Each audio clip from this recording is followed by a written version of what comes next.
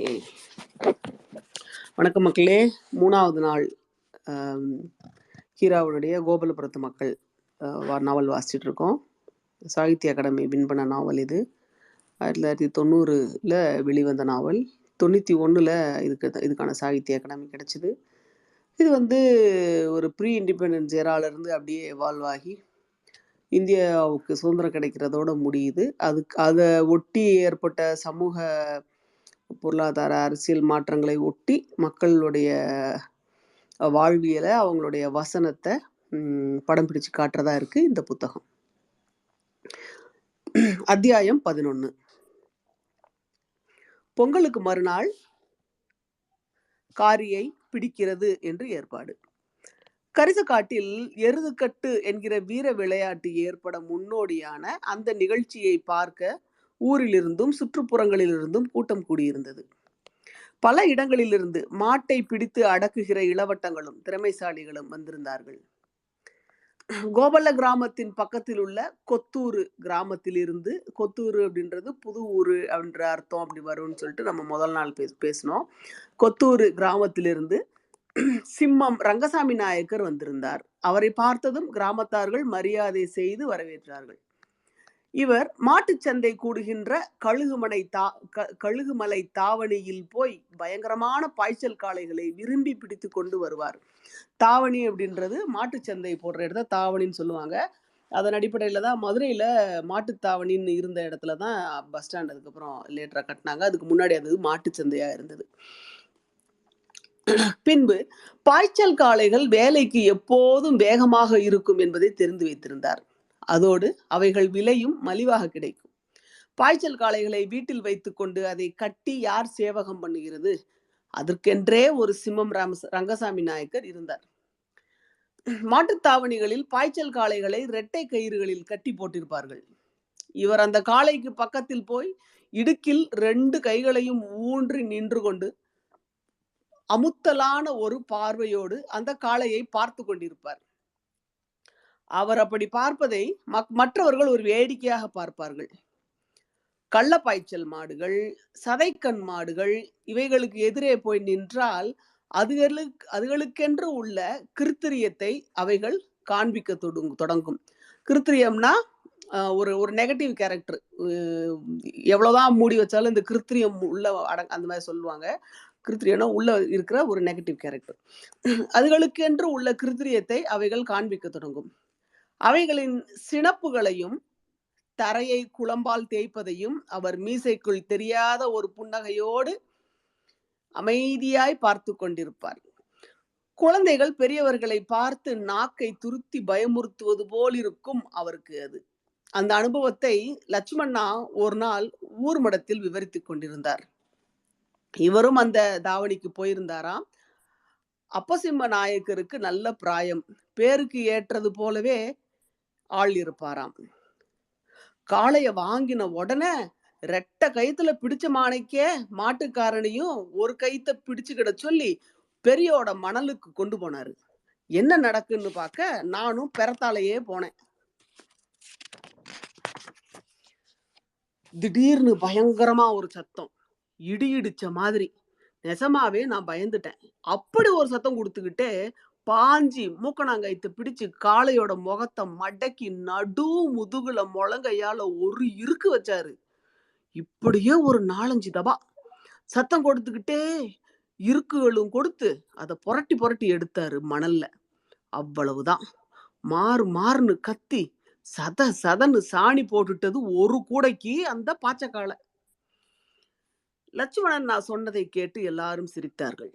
அப்பிநாயுடுவும் அவர்களோடு சேர்ந்து சிரித்து கொண்டே, அது நினைச்சிருக்கோம், இது நம்ம விட பெரிய மாடு, நம்ம ஒரே முட்டி கீழே தள்ளி பெரட்டி எடுத்துட்டதுன்னு நினைச்சு பயந்து போயிருக்கும் என்று சொல்லி மேலும் சிரித்தார். அவர் இப்படி சொன்னதை எல்லாரும் அனுபவித்தார்கள். லட்சுமண்ணா தொடர்ந்தார். பெரியோட மணல்ல இருந்து திரும்புறப்போ காலை ஒத்த கயிறுல தான் வந்தது. இன்னொரு கயித்தை அவுத்து மாட்டுக்காரன் மேலே வீசி எறிஞ்சிட்டாரு. தொழுவுக்குள்ள அவர் நுழையும் போதே ஒரு சத்தம் கொடுப்பாரு. அதை கேட்டதுமே அதுக்கு பெரியோட மணல் ஞாபகம் வந்துடும். பிறகு என்ன அட்டஞ்சுளிக்குமா அவர்கிட்ட? சிம்மநாயக்கருடைய குரல் மாத்திரமல்ல, உருவமும் அப்படித்தான். ஒரு தடவை அவர் கூடார வண்டியில் வந்தபோது கழற்றி வைத்திருந்த செருப்பில் ஒன்று எப்படியோ நழுவி கீழே விழுந்து விட்டது.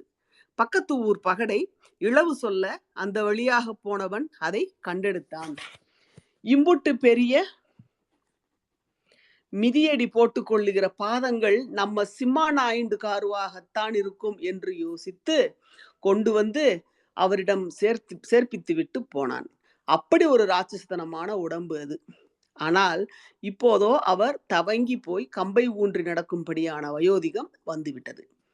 கூடார வண்டியிலிருந்து மெல்ல நிதானமாக இறங்கி கம்பை ஊன்றி ஊன்றி நடந்து கொண்டு வந்த அவருடைய புஜங்களை பார்த்த அப்பிநாயுண்டு நினைத்தார், அடடா, இப்பேற்பட்ட கைகள் சால் பிடித்து உழுதால் அதுக்குள்ளார ஒரு ஆள் படுத்திருந்தால் வெளியே தெரியாது.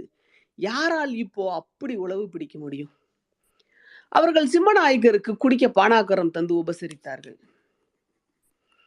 அவருடைய உடம்பு ஆரோக்கியத்தை பற்றி கேட்டு விசாரித்தார்கள். அதற்கு அவர் சிரித்துக்கொண்டே, என்ன உடம்பு, அதெல்லாம் அந்த காலத்தோட சரி என்று சொல்லிவிட்டு அங்கே இல்ல தன்னையே பார்த்து கொண்டிருக்கிற இளவட்டங்களை பார்த்து, ஒரு நாளைக்கு 10 பொம்பளைங்களை பெண்டால தைரியம் இருந்தது.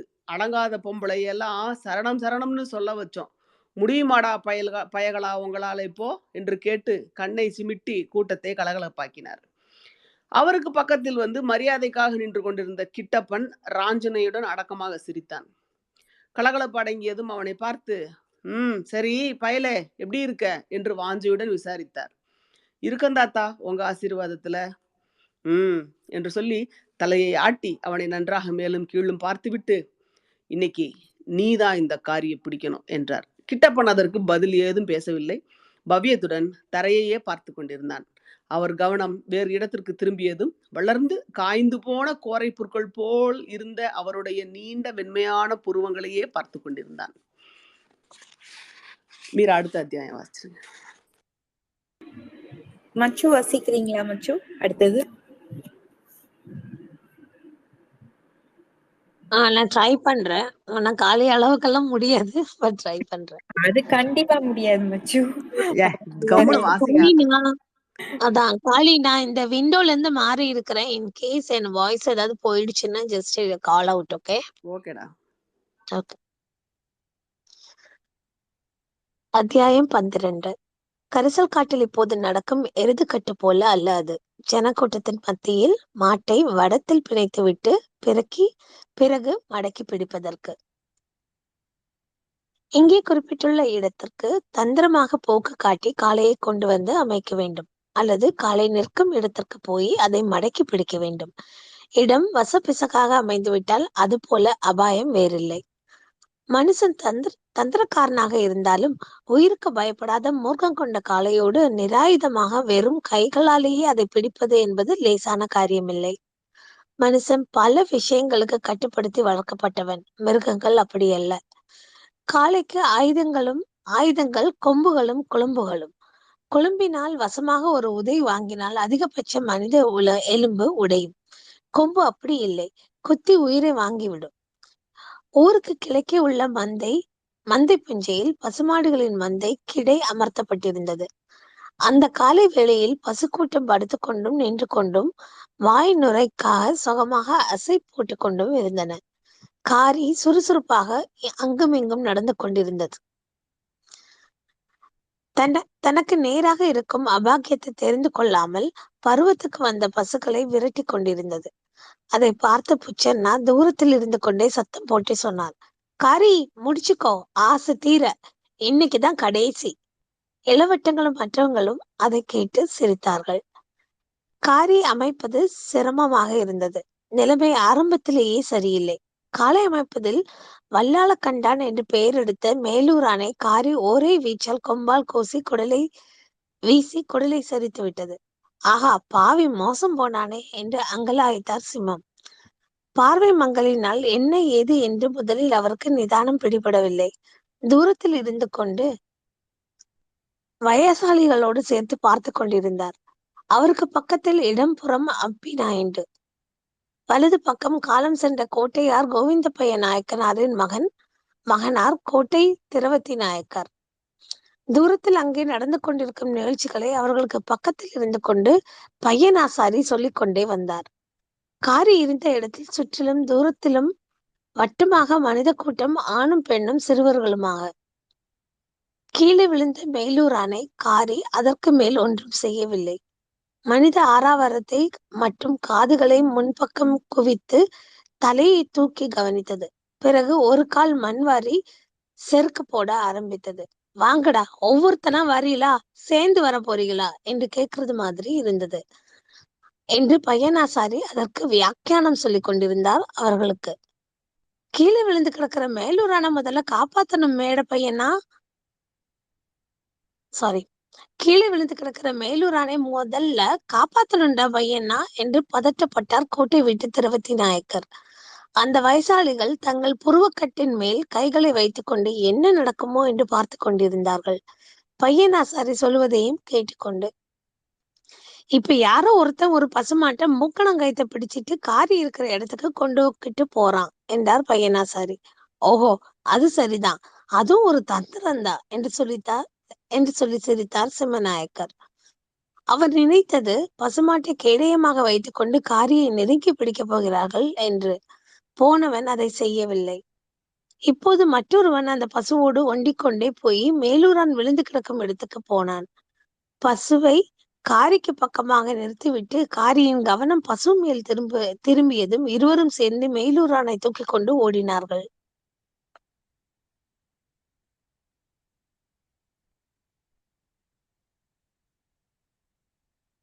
அப்பாடா என்று பெருமூச்சு விட்டது கூட்டம். பையனா, யாருடா அந்த 2 பேரும் என்று கேட்டார் கோட்டையர். அது அந்த மேலூரானின் பொண்டாட்டிக்கு உடம்பிருந்த மச்சனங்கள் 2 பேருமே. அப்படி சொல்லு, சம்பந்தக்காரங்க வந்தாதான் உதவணும் என்றார் கோட்டை. கடல்ல முத்து குளிக்கிறப்போ மேல கயிறு பிடிக்கிறது எவ்வளவு சம்பந்தக்காரனா இருப்பானோ என்றார் சிம்மம். எப்பவுமே சம்பந்தக்காரனாத்தான் இருப்பானாம். அது கண்டிப்பா இருக்க மாட்டாங்கிறதுனாலதான் ஸ்கிப் ஆகி போச்சுன்னு நினைக்கிறேன். ஓகே. கடல்ல முத்து குடிக்கிறப்ப மேல கயிறு பிடிக்கிறது எப்பவுமே சம்பந்தக்காரனாதான் இருப்பானா என்றார் சிம்மம். ஆமா, பின்ன தாயாதிகாரம் பிடிச்சா அம்புட்டுதான். கைத்து எங்க இழப்பான், சாகட்டும் பையன்னு விட்டு வச்சிருப்பான் என்று சொல்லி சிரித்தார் பையனாசாரி. தூரத்தில் சுற்றிலும் வட்டமாக இருந்த மனித கூட்டம் இப்போது காரியை நெருங்கி வந்து வளையம் போல் சுருங்கிக் கொண்டே வந்தது. கொஞ்ச நேரம் மனித சந்தடியின் குளப்படியாலும் கிடையில் கிடந்த பசுமாட்டு கூட்டம் கலைந்ததாலும் புழுதி புகையில் என்ன நடக்கிறது என்றே இவர்களுக்கு தெரியவில்லை. பையனாசாரி ஒரே ஓட்டமாக ஓடி ஒரு காடி வண்டியை இழுத்து கொண்டு வந்து நிறுத்தினார். அதன் மேல் இவர்கள் ஏறி நின்று பார்த்தார்கள். காரி இப்போது கிடையை விட்டு துண்டுபட்டு போயிருப்பது தெரிந்தது. விடுதலை பிள்ளைகளின் கூட்டம் காரியை கொஞ்சம் கொஞ்சமாக நெருங்கிக் கொண்டு வந்தது. கிட்டப்பன் வேட்டையை வறுத்து கட்டியிருந்தான். மேல் வேட்டையை எடுத்து இடுப்பின் கச்சை போல் இறுக்கி கட்டினான். அவர்கள் ஏதோ ஒன்றுக்காக காத்து கொண்டிருப்பது போல் தெரிந்தது. கிட்டப்பன் காரியின் இடது பாரிசத்தில் சற்று தள்ளி மண்ணில் வசமாக கால் பதித்து நின்று கொண்டு துருதுருக்கும் தனது துதிக்கை போன்ற கைகளை காரியை நோக்கி முன் நீட்ட தயாராகி அதன் கண்களையே கவனித்துக் கொண்டிருந்தான். காரியின் முன் வலது பக்கத்தில் இருந்தவன் திடீரென்று சொல்லி வச்சது போல ஒரு கருப்பு துணியை எடுத்து விரித்தான். காரி மறுட்டு அவனை நோக்கி பாய ஆரம்பிப்பதற்கும் கிட்டப்பன் காரி மேல் பாய்வதற்கும் சரியாக இருந்தது. 12வது அத்தியாயம் முடிஞ்சது காளி. தேங்க்யூ மச்சு. மீரா 13. ஓகே காளி. தரையிலிருந்து ஒரே தவ்வலில் காரியின் மேல் விழுந்த கிட்டப்பனின் வலது கை இடுக்குள் காரியின் உயரமான திமிழும் இடது கையின் பிடிக்குள் அதன் இடது அடிக்கொம்பும் பிடிபட்டது. உடனே காரி எகிரி குதித்து கிட்டப்பனை உதறி தள்ள முயன்றது. அட்டை போல ஒட்டி கொண்டு அவன் காரியின் முன்னத்தங்காலோடு தனது வலது காலை பின்னிக் கொண்டான். காரி தலையை முன் கவிந்து தரைமண் தூசு கிளம்பும்படியாக சித் அடித்தது. அதோடு வாளையும் பின்னத்தங்கால்களையும் தூக்கி கொண்டு வெட்டவெளி காற்றை உதைத்தது. கிறுகிறு என்று சுழல ஆரம்பித்தது. கிட்டப்பன் பிடியை விடவில்லை. திமிழை சுற்றி போட்டிருந்த கையின் பிடியை அவன் இருக்க சந்தர்ப்பம் பார்த்திருந்தான். அதுக்கு தோதாய் இடது கையால் கொம்பை அடை கொடுத்து கொள்ள வேணும். காரி திடீரென்று ஓட ஆரம்பித்தது. அதன் காலை சுற்றி இருந்த பிடி நழுவி விடுமோ என்று யோசித்தான். சரி, இதை இப்படி விடக்கூடாது என்று நினைத்து கொம்பை தள்ளிக்கொண்டே திமிழை இறுக்கினான். ஓட ஆரம்பித்ததை நிறுத்தி அது அவனை தன் உடம்போடு சேர்த்து நைந்து விட நினைத்ததோ என்னவோ, இடது பக்கமாக பலங்கொடுத்து அவனை நெருக்கியது. கிட்டப்பன் எதிர்பார்த்தது இதைதான். அவன் நினைத்தது போல இப்போது இடது கைக்கு நல்ல அடை கிடைத்து விட்டது. அந்த அடையின் பலத்தில் வலது குடங்கைக்குள் அகப்பட்டிருந்த திமிழை இறுக்கினான். திமிழ் இறுக இறுக காரி முன்னத்தங்கால்களை மடித்து தரையில் மண்டியிட ஆரம்பித்தது. இந்த சமயத்தில் தூரத்திலிருந்து சிம்மநாயக்கரின் குரல் பலமாக கேட்டது. அடே, சாணியை தோண்டு, சாணியை தோண்டு! கூட்டத்தில் இருந்த வெங்கடபதி பாய்ந்து ஓடி வந்தான். காரியின் அடிவாளை வாளை ஒரு கையால் ஏந்தி பிடித்து கொண்டு மற்றொரு கையை பூராவும் காரியின் அபானத்துக்குள் நுழைத்தான். அவ்வளவுதான். மண்டியிட்ட காரி தரையில் படுத்துவிட்டது. இந்த சாரி ஒரு நிமிஷம். அந்த சாணியை தோண்டு அப்படின்றதுக்கு இது அப்படியே வாழை தூக்கிட்டு அந்த மலை துவாரம் இருக்கு இல்லையா, அது வழியா முழு கையையும் உள்ள விட்டுருவாங்க. அதுக்கு ரொம்ப அன்கம்ஃபர்டபுளா ஃபீல் பண்ணி அது உக்காந்துரும். அதுதான் அந்த இடம். கண்டினியூ பண்ணுங்க மீரா. பையனாசாரி ஒரே ஓட்டமாய் ஓடி வந்தார். தயாராக வைத்திருந்த லாடம் கட்டும்போது சுற்றி கட்டும் கயிற்றை எடுத்துக்கொண்டு நமை தட்டுவதற்குள் 4 கால்களையும் கயிற்றினால் இறுக கட்டி வாளை இழுத்து பின்னத்தங்கால் தொடை இடுக்கில் சொருகி இழுத்து பிடித்து கொண்டார்.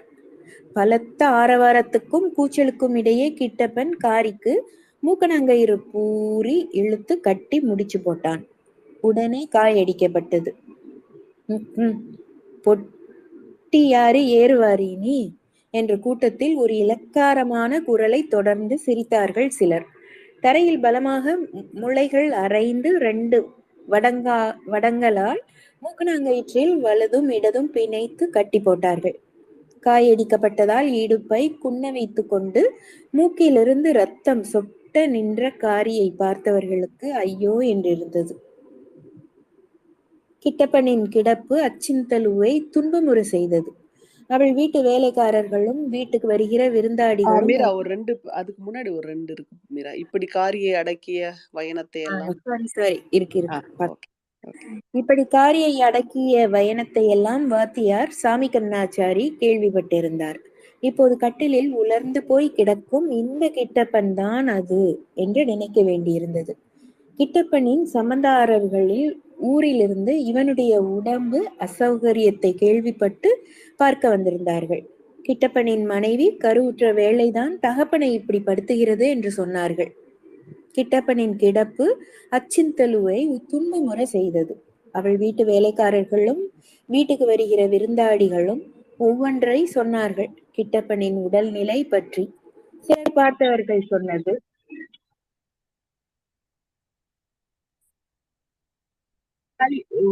கொஞ்சம் கண்டினியூ பண்ணிடுவீங்க? ஓகேமா, நான் வாசிக்கிறேன் காளி. ஓகேடா ஓகேடா ப்ளீஸ் மச்சு வாசிங்க.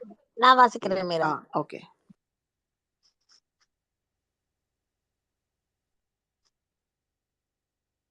சிலர் பார்த்தவர்கள் சொன்னது, இனி அவருக்கு அவ்வளவுதான் என்றார்கள். அவனை போய் அச்சிந்தலு பார்க்க முடியாது. என்ன செய்கிறது என்றும் தெரியவில்லை. இந்த உலகமும் இந்த மனுஷ உறவுகளும் அவளுக்கு பிடிபடவில்லை. கிட்டா, அடே என் பிரியமானவனே என்று தனிமையில் சொல்லி அழுவான். சின்ன வயதில் கிட்டன் ரொம்ப நோஞ்சனாக இருப்பான். இவள் உடம்பு தாட்டியமாக இருப்பாள். விளையாட்டில் ஒருவரை ஒருவர் ஒப்புக்கொட்டி சுமக்கும் போது அவனை ரொம்ப சுலபமாக முதுகிலேற்றி அச்சிந்துவால் ஓட முடியும். கிட்டன் இவளை சுமக்கும் போது போக போக திணறுவான். எல்லைக்கு போவதற்கு திக்கும் முக்காடி போய்விடும். வீட்டில் அச்சந்தலுவின் அம்மா தயிர் கடையும் போது 2 பேருக்கும் தின்பதற்கு வெண்ணெய் தருவாள். அச்சந்தலுவின் அளவுக்கு இவனால் வெண்ணெய் திங்க முடியாத முழிப்பான். இவளை விட நீதான் நிறைய திங்கணும், அப்பதான் இந்த சிறுக்கிய வச்சு பெண்டாள முடியும் நீ என்று சொல்லி அம்மா இடது கையினால் அச்சந்தலுவின் கழுத்தை பிடித்து செல்லமாக நிமிட்டுவாள். அப்படி அம்மா சொன்னதின் தாத்பரியத்தை அச்சிந்தலு புரிந்து கொண்ட அளவுக்கு கிட்டனுக்கு அப்போது புரியாது. இதில் அவனுக்கு ஆண் குழந்தைகளுக்கே உண்டான ஒருவித மக்குத்தனம், இனம் புரியாத வெட்கம், தயக்கம் எல்லாம் இருந்தது. பாலுணர்வு சிந்தனையில் சின்ன வயதிலே பெண்ணுக்குரிய சுதாரிப்பும் துருதுருப்பும் ஆண் பிள்ளைகளுக்கு இருப்பதில்லை. பெண் வேப்ப மரம், சீக்கிரமாக வளர்ந்து விடுகிறாள். அரச மரம் நின்று நிதானித்து வளர்ந்து நிலைத்து நிற்கிறான். வளர வளர அச்சிந்தலுவின் பெருந்தேனை சுருங்கி சதை பூரிப்பும் இறுகி உடம்பில் அரும்பு கட்ட ஆரம்பித்தது. பார்த்து கொண்டிருக்கும் போதே இப்பருவத்தின் பால்சோள பயிர் வளர்ச்சி போல பெண் ஆச்சரியமூட்டுகிறாள். வேலைக்கு ஒரு தினசாய், நாளைக்கு ஒரு தோற்றமாய். தூங்கி அவள் எழுந்ததும் அவளை பார்த்தால் அப்போதுதான் களைந்து திரட்டிய பச்சை வெண்ணையின் மின்னாப்பும் ஆரோக்கிய சௌந்தரியம் தெரிய துலங்குவாள். அவளுடைய அருகாமையே சூழ்நிலைக்கு ஒரு புத்துணர்ச்சி தருவதாக இருக்கும். அப்போதைய அவளுடைய நடமாட்டங்களையும் மௌனமான அசைவுகளையும் நாளெல்லாம் பார்த்து கொண்டே இருக்கலாம் பிரியத்துடன்.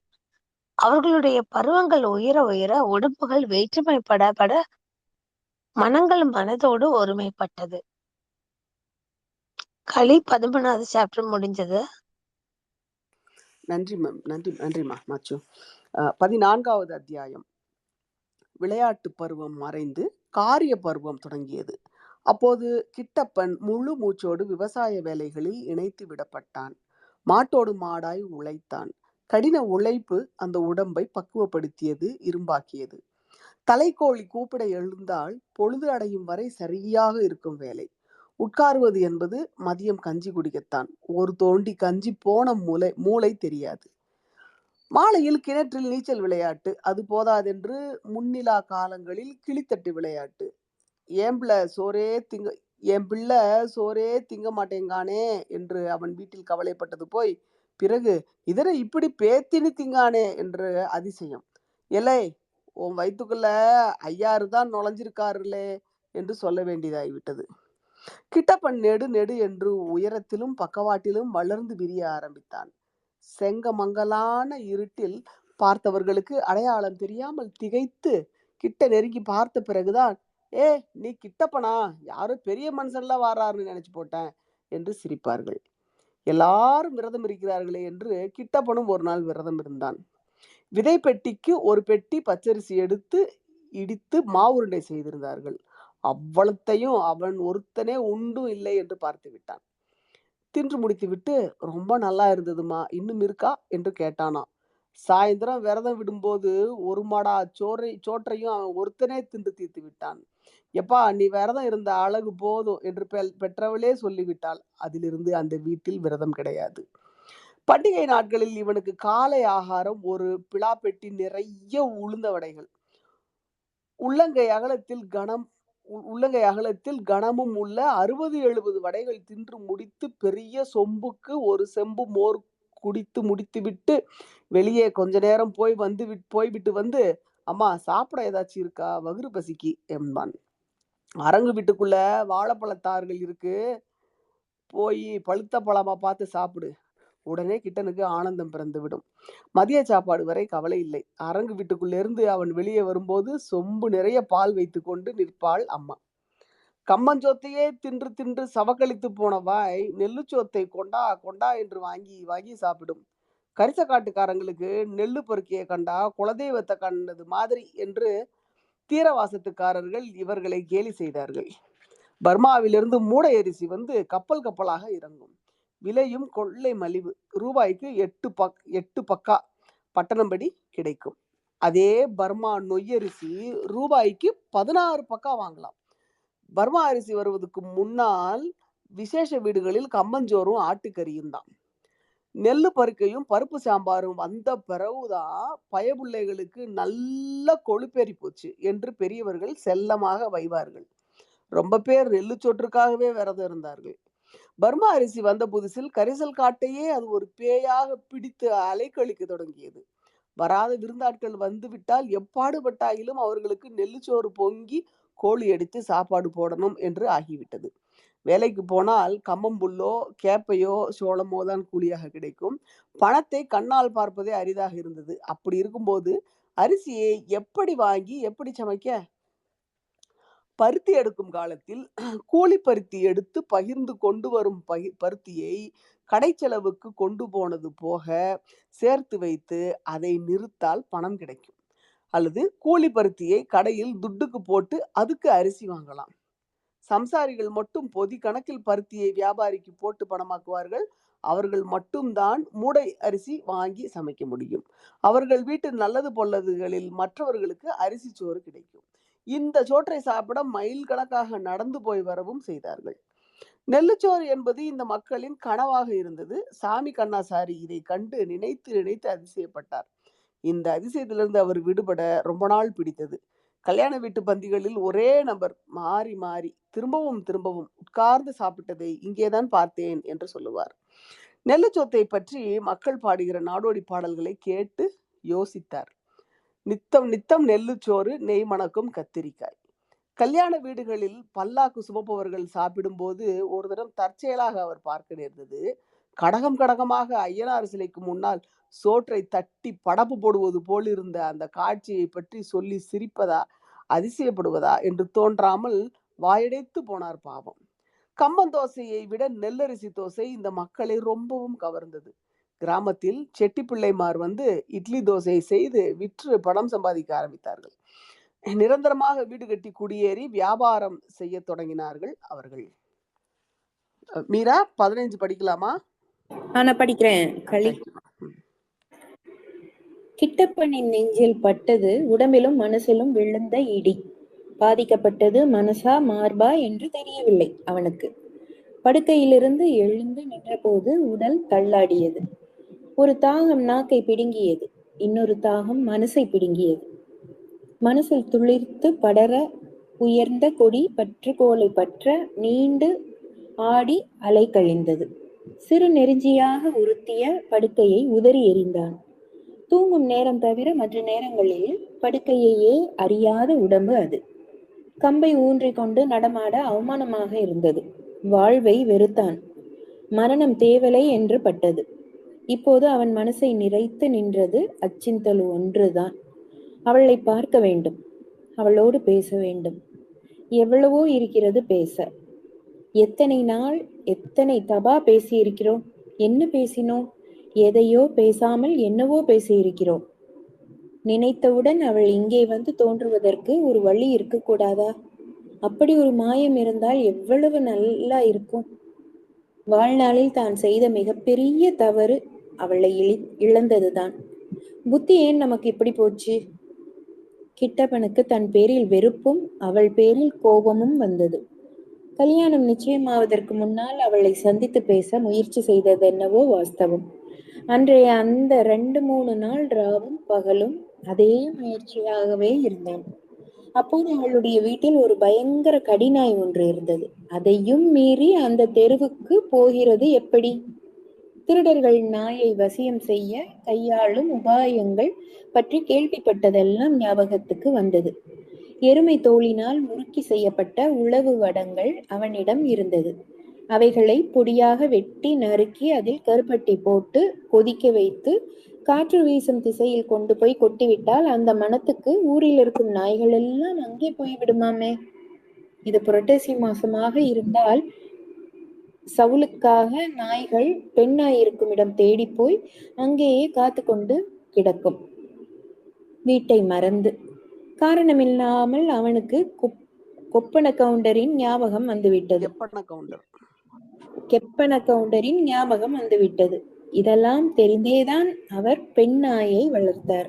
அச்சிந்தலு வீட்டு கடிநாய் மாத்திரமல்ல, கிட்டப்பனுக்கு பகையை பற்றியும் யோசிக்க வேண்டியிருந்தது. கொண்டாடி கசிந்ததையெல்லாம் மறந்து ஒரு சிறு பொறி தீயாக பற்றி எறிவது போல அற்ப விஷயங்கள் கூட பகையை பெரிதாக்கி விட்டுவிடலாம். இவர்கள் இரு குடும்பத்தாரின் உறவும் நெருக்கமும் ஊராரின் கண்களை உறுத்தியது என்பது உண்மைதான். கடும் உறவு கண்ணை மறைக்கும் என்பது சொலவம். கருப்பட்டி கசிஞ்ச மாதிரி இருந்தா எத்தனை நாளைக்கு அந்த உறவு நிலைக்கும் என்ற ஊராரின் பேச்சு உண்மை என்று ஆகிவிட்டது. மத்தியில் இருப்பவர்கள் ஒன்றை பத்தாக்கி சங்கை ஊதி பற்ற வைத்தது போல ஆக்கிவிட்டார்களே. மல்லினியார் வீட்டு ஆட்களை பற்றி தெரியாதா என்பதுதான் முதல் ஆரம்பம். இப்படி சொன்னது வேறு யாரும் அல்ல, துய்யாராம் நாயக்கரின் உடன் பிறந்தாள் மூக்கம்மாதான். ஒரு இன்ஃபர்மேஷன். மல்லினி அப்படின்னா மல்லினி அப்படின்னா திருப்பி இன்னும் வேணும்னு அர்த்தம். மல்லினி அப்படின்னா இன்னும் திரும்பி திரும்பி கொடுங்க, இன்னும் வேணும்னு அர்த்தம். எதுக்கு அந்த வீட்டு பேர்னா, நல்ல ருசியான சாப்பாடு கொடுக்கும்போது இன்னும் வேணும் இன்னும் வேணும்னு சொல்லி திருப்பி திருப்பி வாங்கி சாப்பிட்ற பழக்கம் இருக்கு அப்படின்ற மாதிரி அந்த வீட்டு பேரை அப்படி வச்சிருக்கிறாங்க, மல்லினியார் அப்படின்னு சொல்லிட்டு. மல்லினி, அதுதான் அந்த அம்மா வந்து இலக்காரமா சொல்றாங்க, மல்லினி வீட்டு ஆட்டு தெரியாது அப்படின்ற மாதிரி. சொல்லுங்க மீரா. இப்படி சொன்னது வேறு யாரும் இல்லை, துய்யாராம் நாயக்கரின் உடன் பிறந்தாள் மூக்கம்மாதான். கிட்டப்பனின் இந்த வீட்டு பெயரை குறிப்பிட்டு அவள் வேடிக்கையாகத்தான் அதை சொன்னாள். அங்கே இருந்த கிட்டப்பனின் வீட்டு பெயரையுடைய ஒரு பெண் அங்கேயே ஆட்சேபித்து சத்தம் கிளப்பி இருந்தாலும் பரவாயில்லை, சமாதானம் சொல்லி சமாளித்திருக்கலாம். அருவமில்லாமல் வந்து கிட்டப்பனுடைய தாயாதிகள் வீட்டிலும் கிட்டப்பனுடைய வீட்டிலும் அந்த வார்த்தைக்கு காது மூக்கு கண் எல்லாம் ஒட்ட வைத்து சிங்காரித்து ரக்கை உண்டு பண்ணி பறக்க விட்டு விட்டாள். துயாரம் விட்டு பொழப்பு தெரியாதா நமக்கு என்று இந்த பக்கத்தில் இருந்து பதிலுக்கு ஆங்காரமாக ஒரு குரல் கிளம்பியது. பிறகென்ன கேட்கணுமா? யாராலும் அவர்களை 2 பக்கமுமே சமாதானம் செய்து வைக்கவே முடியவில்லை. பலர் இதுதான் சமயம் என்று யாரும் அழைக்காமல் தாங்களே வெளியே வந்து சமாதானம் செய்து வைக்க வந்தார்கள். அதாவது பொய் சமாதானம். வேற யாரும் ஊடாடி நிஜமாகவே சமாதானம் செய்து வைக்க விடாமல் பார்த்து கொண்டார்கள் இவர்கள். இந்த 2 குடும்பங்களுக்குள்ளேயும் ஏற்பட்ட இந்த வெடிப்பு ஊரில் உள்ள ரொம்ப பேருக்கு ஆனந்தத்தையும் திருப்தியையும் கொடுத்தது. அச்சிந்தலுவின் பிறவி அழகு அந்த கிராமத்தின் ஆண்களை விட பெண்களின் மனசைதான் ரொம்பவும் அலைக்கழித்து இருந்தது. அவர்களுக்கெல்லாம் இப்போது பரம நிம்மதி. கிட்டப்பன் அவளுக்கு கிடைப்பதை எந்த பெண் தான் விரும்புவாள்? அவன் தனக்கு கிடைக்கவிட்டாலும் பரவாயில்லை, அச்சிந்தலுவுக்கு கிடைக்க கூடாது. பொருந்திய ஜோடி சேருவது கடவுளுக்கே பொறுக்காதாமே. ஆகவேதான் ஜோடிகளுள் யாராவது ஒண்ணு குறைவுபட்டு இருக்கிறதுக்கு காரணமாம். 15th முடிஞ்சிருச்சு. தேங்க்யூ மீரா. மச்சு 16 படிக்கலாமா? படிக்கிறேன். ஊரில் உள்ள அத்தனை பெண்களும் அந்த வினாடியில் கிட்டப்பனுக்கு கூனியாக தெரிந்தார்கள். இப்படியே இதை விடப்படாது, என்ன ஆனாலும் சரிதான். அவர்கள் வீட்டுக்கு நேராகவே போய் நடந்ததை சொல்லி சரி செய்து விட வேண்டும் என்று புறப்பட்டான். இதை அறிந்து கொண்ட அவருடைய அம்மா, நீ அங்கே போன, நான் உன் முகத்திலேயே முழிக்க மாட்டேன் என்று சொல்லிவிட்டாள். சரி, அவர்கள் வீட்டுக்கு தானே போக வேண்டாம், போகல. அவளை தனியா கண்டு பேசி நிலைமையை எடுத்து சொல்லி விடுவது என்று தீர்மானித்தான். ஆனால் இதே கெடுபிடி அச்சித்தலுவுக்கும் அவர்கள் வீட்டில் இதை விட பலமாக இருந்தது. இதான் நல்ல சமயம் என்று கிட்டப்பனுக்கு வசதியான பல இடங்களிலிருந்து வெளியூரில் இருந்து பெண் தர முன் வந்தார்கள். கல்யாணம் நிச்சயமான மாதிரிதான். கிட்டப்பன் கல்யாணத்துக்கு சம்மதித்து விட்டான் என்கிற ஒரு பொய் தகவல் அச்சித்தலுவின் வீட்டுக்கு பறந்தது. முன்பின் யோசிக்காமல் அவள் மனம் தளர்ந்தாள். கிட்டன் எப்படி தன்னை மோசம் செய்வான் என்று சமயம் பார்த்திருந்திருக்கிறான் என்று நினைத்தாள். அவனை நேரில் பார்த்த ஒரே ஒரு வார்த்தை நாக்கை பிடுங்கிக் கொள்ளுமாறு படியாக ஒரு கேள்வி கேட்டு விட வேண்டும் என்று துடித்தாள். நடுராத்திரியில் நாய் குலைக்கும் போதெல்லாம் தெருவில் கிட்டப்பன் இப்படி தன்னை மோசம் செய்ய சமயம் பார்த்திருக்கிறான் என்று நினைத்தாள்.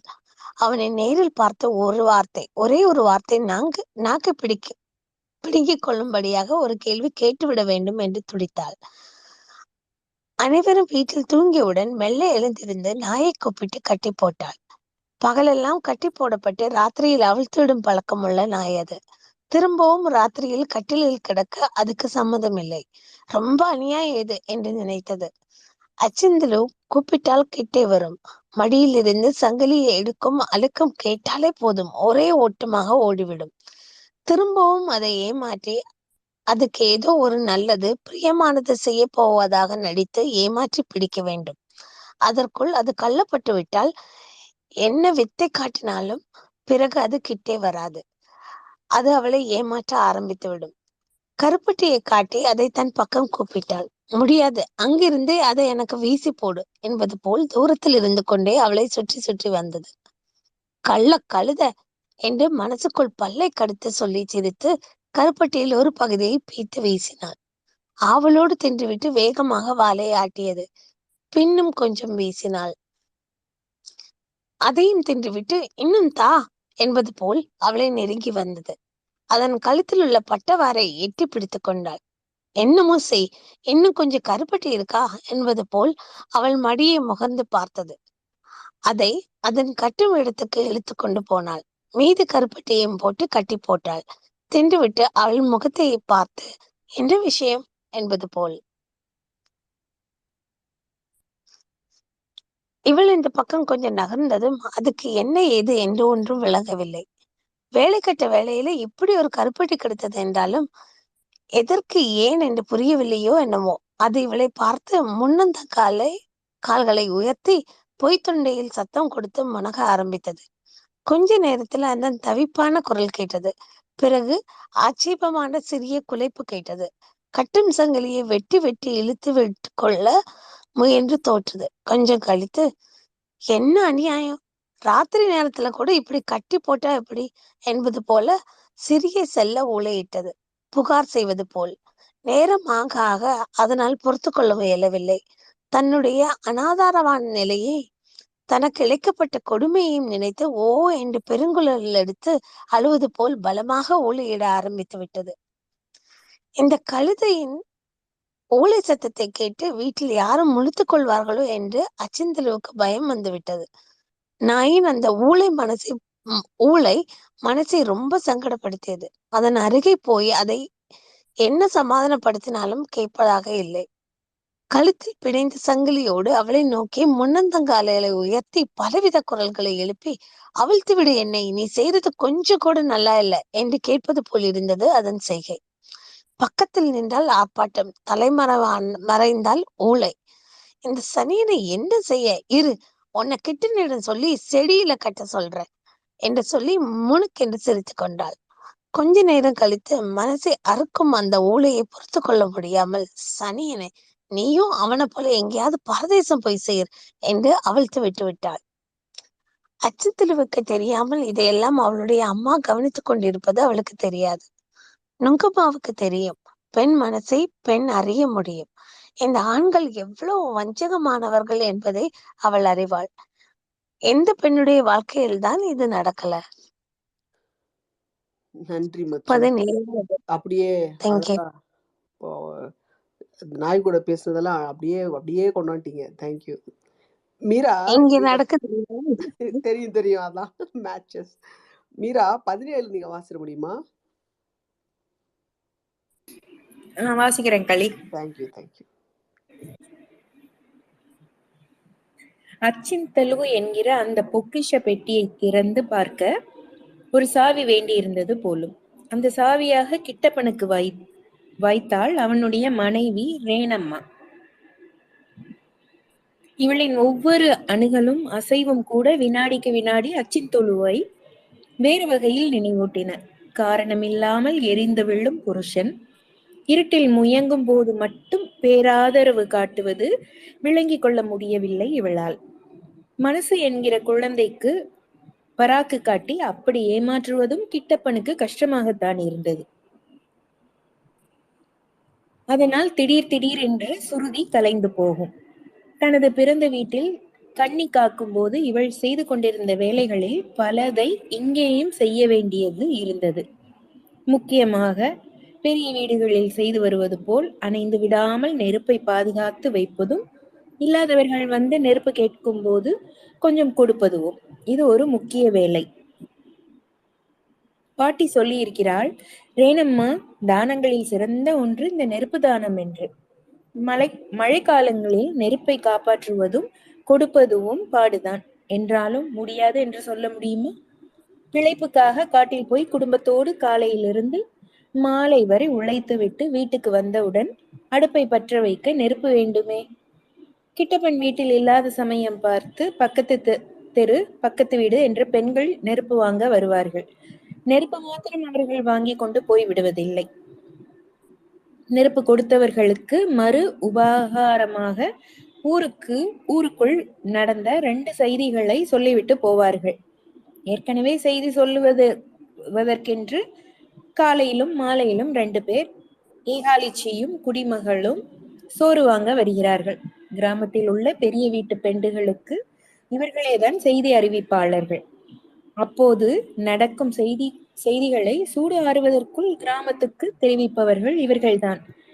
எந்த பொம்பளை குளியாம இருக்கிறா, அவர்களுக்கெல்லாம் எதெது மாசம், என்ன குழந்தை பிறந்திருக்கு, யாரு சேனை வைத்தது, பிறந்த குழந்தை மாலை சுற்றி பிறந்ததா, மாலை சுற்றி பிறந்ததினால் மாமன்களுக்கு என்ன நேரும், எந்த பெண் சடங்காய் இருக்கிறாள், எப்போ தலைக்கு தண்ணி விடுகிறார்கள், சடங்குக்கு தாய் மாமன்மார் சேலை கொண்டு வந்து தந்தார்களா, கோபித்து கொண்டு போய் தாய் வீடு போனவர்கள் யார் யார், ரொம்பவும் முடியாமல் சற்றடியாக கிடக்கும் கிழங்கள் யார் யார், அதில் ரொம்பவும் அத்தா புத்தியாக கிடக்கும் கிள்ளம் எது, அவர்களுக்கு பஞ்சுப்பால் விட்டாச்சா, யார் யார் வீட்டில் பெரும் பெஞ்சாதி சண்டை, மாமியார் மருமகள் சண்டையின் தொடர்ச்சியில் அன்றைய நிலவரம் அந்த ராத்திரியில் வந்து கதவை தட்டியது, ஆண் பெண் ரகசிய தொடர்புகள், அதனால் ஏற்பட்ட காரியங்கள், இப்படி அவர்களுக்கு செய்திகள் சொல்லவும் இவர்களுக்கு கேட்கவும்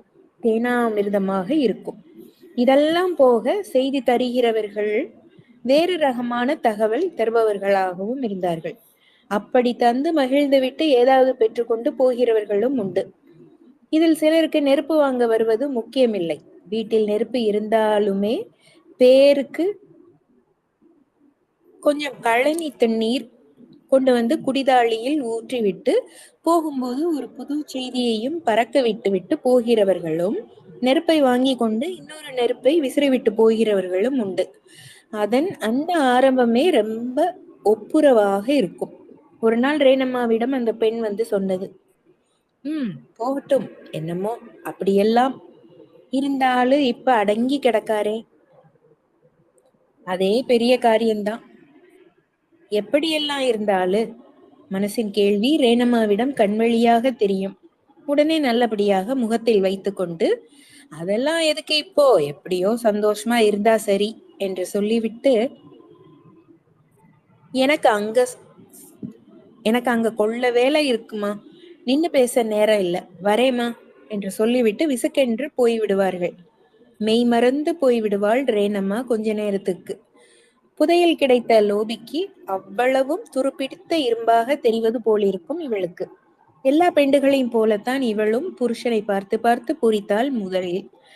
உலகம் கிட்டப்பனையும் அச்சின்துளுவையும் பிரித்து வைத்ததோடு திருப்தி அடைந்துவிடும் என்று தோன்றவில்லை.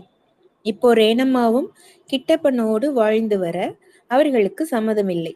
சலனமில்லாமல் ஆரம்பித்த ஒரு குடும்ப தாம்பத்தியத்துக்குள்ளே சிறு புகைச்சல் தோன்றி அது பெரிதாக வளர்ந்து பற்றி எரிய ஆரம்பித்தது. தீயான தீ இல்லை அது. ஒரு நாள் முடிவாக கிட்டப்பன் சொல்லிவிட்டான் ரேணம்மாவிடம், அதை பத்தியெல்லாம் நீ கேட்டு இனி தெரிஞ்சு ஒன்னும் ஆக போறதில்ல, நான் உனக்கு ஒரு குறையும் இல்லாம பிரியத்தோட வச்சுக்கிடுறேன். இப்படி சொல்லும்போது அவன் கண்கள் நிறைந்து உணர்ச்சி வசப்பட்டது போல் தெரிந்தது. பிறகு கொஞ்சம் இடைவெளி விட்டு, ரேணம்மா, உனக்கு இஷ்டம் இருந்தா என்னோட இரு, இல்ல மகராசிய போ. 2 நாள் ரேணம்மா பேசாமல் மௌனமாய் இருந்தாள். 3ஆம் நாள், நான் எங்க ஊருக்கு போறேன் என்று முடிவாக சொல்லிவிட்டு புறப்பட்டு போய்விட்டாள். கொஞ்ச நாள் கழித்து வழக்கம் போல கிராமத்தில் பெரியவர்கள் 2 ஊர்க்காரர்களுமே சேர்ந்துதான் ரேணம்மாவையும் கிட்டப்பனையும் சேர்த்து வைக்க கடும் முயற்சி செய்தார்கள். அந்த முயற்சிகள் எல்லாம் கால விரயமாகத்தான் முடிந்தன. ஆடை காலத்தின் போது முழு மூச்சாக சம்சாரி வேலைகளில் மூழ்கி விடுவார்கள். கோடைக்காலம் வந்ததும் திரும்பி பேச்சுவார்த்தை தொடங்குவார்கள். அந்த ஊருக்கும் இந்த ஊருக்கும் மாறி மாறி நடந்து தெரிந்தும் விருந்து சாப்பிட்டதும் தான் மிச்சம். கடைசியில் நாயக்கர் வீட்டு பெண்களிடம் உள்ள முரண்டும் பிடிவாதமும் வேற பெண்களிடம் இருக்குமா என்பது சந்தேகம்தான். ஒரு சின்ன விஷயத்துக்காக சாகும் வரை மூஞ்சியில் முழிக்காமல் காலம் கடத்தி விடுவார்கள். செத்த பிறகும் கூட அவர்களுடைய திரேகம் மூட்டத்தில் வெந்து சாம்பலானாலும் நெஞ்சு மட்டும் வேகாமல் இருக்கும். காலையில் தீ ஆத்த போனவர்கள் காத்து கொண்டிருப்பார்கள். அந்த நெஞ்சை திரும்பவும் குச்சியால் புரட்டி புரட்டி குத்தி குத்தி தனியாக ஆமணக்கும் முத்தும் விறகும் போட்டு எரித்து சாம்பலாக்குவான் குடிமகன். சரி மீரா. 18வது அத்தியாயம். படுக்கையில் முடியாமல் கிடந்த கிட்டப்பனை பார்க்க வந்த அப்பிநாயுடு அவனிடம் பேச்சினூடாக சொன்னார். பொட்டச்சிக்குள்ள பிடிசாதகம் இந்த ஆம்பளை கழுதைகளுக்கு இராது. இவனுக்கு முன்கோபம், பின் குணம். அதுக்கு அப்படி இல்ல. பரசுநாயக்கர் கதை உனக்கு தெரியும் தானே? அவன் படுத்திருந்த கட்டிலின் ஓரத்தில் அவர் ரத்னக்கால் போட்டு உட்கார்ந்து கொண்டு டானா கம்பியின் தலையில் 2 கைகளையும் ஒன்றின் மேல் ஒன்றை வைத்து கொண்டு அப்பிநாயுடு தொடர்ந்தார். ரத்னகால்னா சமணங்கள். பரசுநாயக்கர் கல்யாணம் முடிஞ்சு மாமனார் வீட்டுல 3 மாச விருந்த முடிச்சுக்கிட்டு பொண்டாட்டிய கூட்டிக்கிட்டு ஊருக்கு வர்றார் நடந்தே. வழியில மழை பிடிச்சுக்கிட்டது. புது செருப்பு மாமனார் புது மாப்பிள்ளைக்கு தச்சு கொடுத்தது. உழவுக்கு போட்டுக்கிட நல்ல கனமா இருக்கணும்னு பகடைக்கிட்ட சொல்லி தச்சு தந்தது. உடங்காட்டுல பிடிச்ச மழை சதப்பி தள்ளிட்டது. பிறகுங்க பொட்டியாரு செருப்பை போட்டுக்கிட்டு நடக்க மழை வெறிச்சதும் பொண்டாட்டிக்கிட்ட செருப்பை கொடுத்து தூக்கிட்டு வான்னாரு. நான் முடியாது, உம்ம செருப்பை நீரு சுமக்கணும்னா. இப்ப செருப்பை தூக்கிட்டு வர முடியுமா முடியாதான்னு எரிச்சலா கேட்டாரு. முடியாதுன்னா. முடியாதுன்னா நீ ஏன் கூட வராத, உன் அப்பா வீட்டை பார்த்து போன்னாரு. இப்படி ஒரு வார்த்தை அவர் வாயிலிருந்து வரும்னு அவ எதிர்பார்க்கல. கொஞ்சம் திகஞ்சு நின்று தலையெடுத்து அவர் முகத்தை பார்த்தா. அவ்வளவுதான். விறுவிருண்டு வந்த திசைய பார்த்து நடக்க ஆரம்பிச்சுட்டா. திக்குன்னது பரசுநாயக்கருக்கு. ஏய் ஏய் வாரையா இல்லையா இப்போன்னு கேட்டாரு. நீர் ஆம்பளையானா என்னை கூப்பிடக்கூடாதுன்னு சொல்லிட்டு நடந்துட்டா. ஆக விருந்து சாப்பிட போன பரசுநாயக்கர் ஒத்தையில தான் திரும்ப வந்தாரு. என்ன ஏதுன்னு எல்லாரும் அவர்கிட்ட கேட்டாங்க. நடந்ததை அப்படியே சொன்னாரு. ஒரு பொம்பளை அப்பவும் புருஷன் செருப்ப கொஞ்சம் தூக்கிட்டு வந்தா தேஞ்சு போவாளாமோன்னு கேட்டாங்க. அவளை அந்த இடத்துலயே அந்த நனைஞ்ச செருப்பாலேயே 4 போட்டு இழுத்துட்டு வராம சும்மா வந்து இப்படி நிக்கானே இந்த ரகுநாம நாயக்கர் பேரன்னு சில பேர் சொன்னாங்க. அம்புட்டு செருக்கு அப்பவும் ஒரு பொம்பளைக்கு இருக்கணுமான்னு கேட்டாங்க கொஞ்சம் பேரு. சரிதாங்க, அப்படித்தான் இருக்கும், அதெல்லாம் பிறகு சரியா போகும் இப்படின்னு சொன்னாங்க.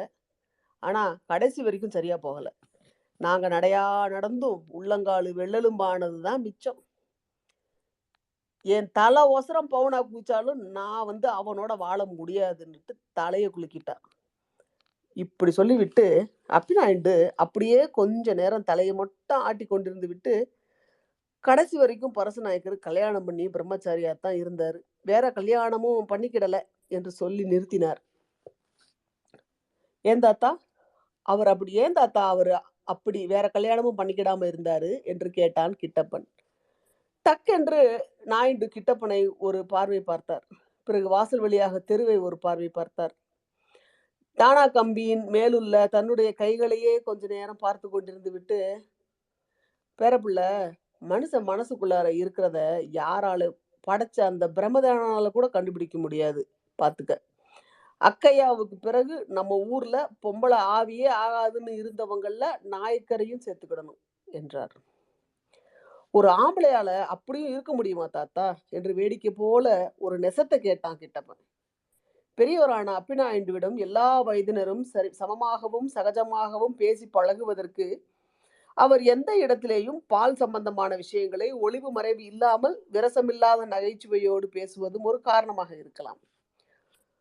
முகத்தை கொஞ்சம் சுருக்கி வைத்துக் கொண்டு அவர், இதுல ஆம்பளை என்ன பொம்பளை என்ன, கடி கண்டாத்தான் எல்லாம், அதிலும் சில உடம்புக்குத்தான் சில உடம்பு திறக்கும் என்று ரத்தின சுருக்கமாக சொல்லி நிறுத்தி கொண்டார் நாயுடு. உடம்பு திறக்கிறது என்கிற அப்பிநாயுடுவின் வார்த்தை கிட்டப்பனை எங்கோ கொண்டு சென்று விட்டது. உடம்பின் திறப்பு என்பது உண்மைதான் என்று யோசித்தான்.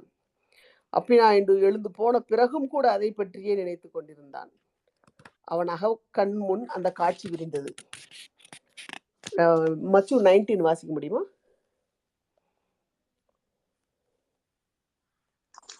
வாசிக்கிறேன். ஓகேடா.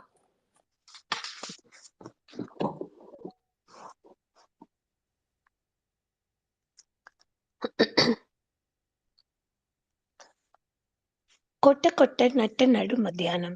பங்குனி வெயில் கரிசல் காட்டையே முள்ளில் குத்தி நெருப்பில் வாட்டுவது போல வாட்டி எடுத்துக் கொண்டிருந்தது. கொஞ்ச நேரத்துக்கு அப்பால் இருக்கிற அனைத்தும் நடுங்கி உரு தெரியாமல் ஆக்கிக் கொண்டிருந்தது வெள் நெருப்பு காணல். கிட்டப்பனுக்கு தைகை நோய் ஆரம்பித்த நேரம். காலை கஞ்சியை கொடுத்துவிட்டு பருத்தி காட்டுக்கு போய்விட்டு வெயிலுக்கு முன்னே வீடு திரும்பி விடலாம் என்று புறப்பட்டு போனான். அது கொஞ்சம் தொலைக்காடு. பருத்தி களவு போகிறது போல் தெரிகிறது என்று அம்மா சொல்லிக் கொண்டிருந்தாள். அந்த ஆண்டு ஒப்பன் பருத்தி அமோகமாக காய்ந்து வெடித்துக் கொண்டிருந்தது. நடந்து போகும் ஒத்தையடி பாதையின் இரு பக்கமும் பருத்தி செடிகளின் அரணிப்பு பார்த்து பார்த்து சந்தோஷம் படும்படியாக இருந்தது.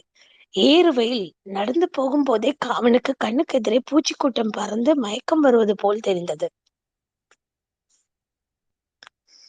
ஈரம் உலர்ந்த நாக்கு மேலெனத்தில் ஒட்டிக்கொண்டது.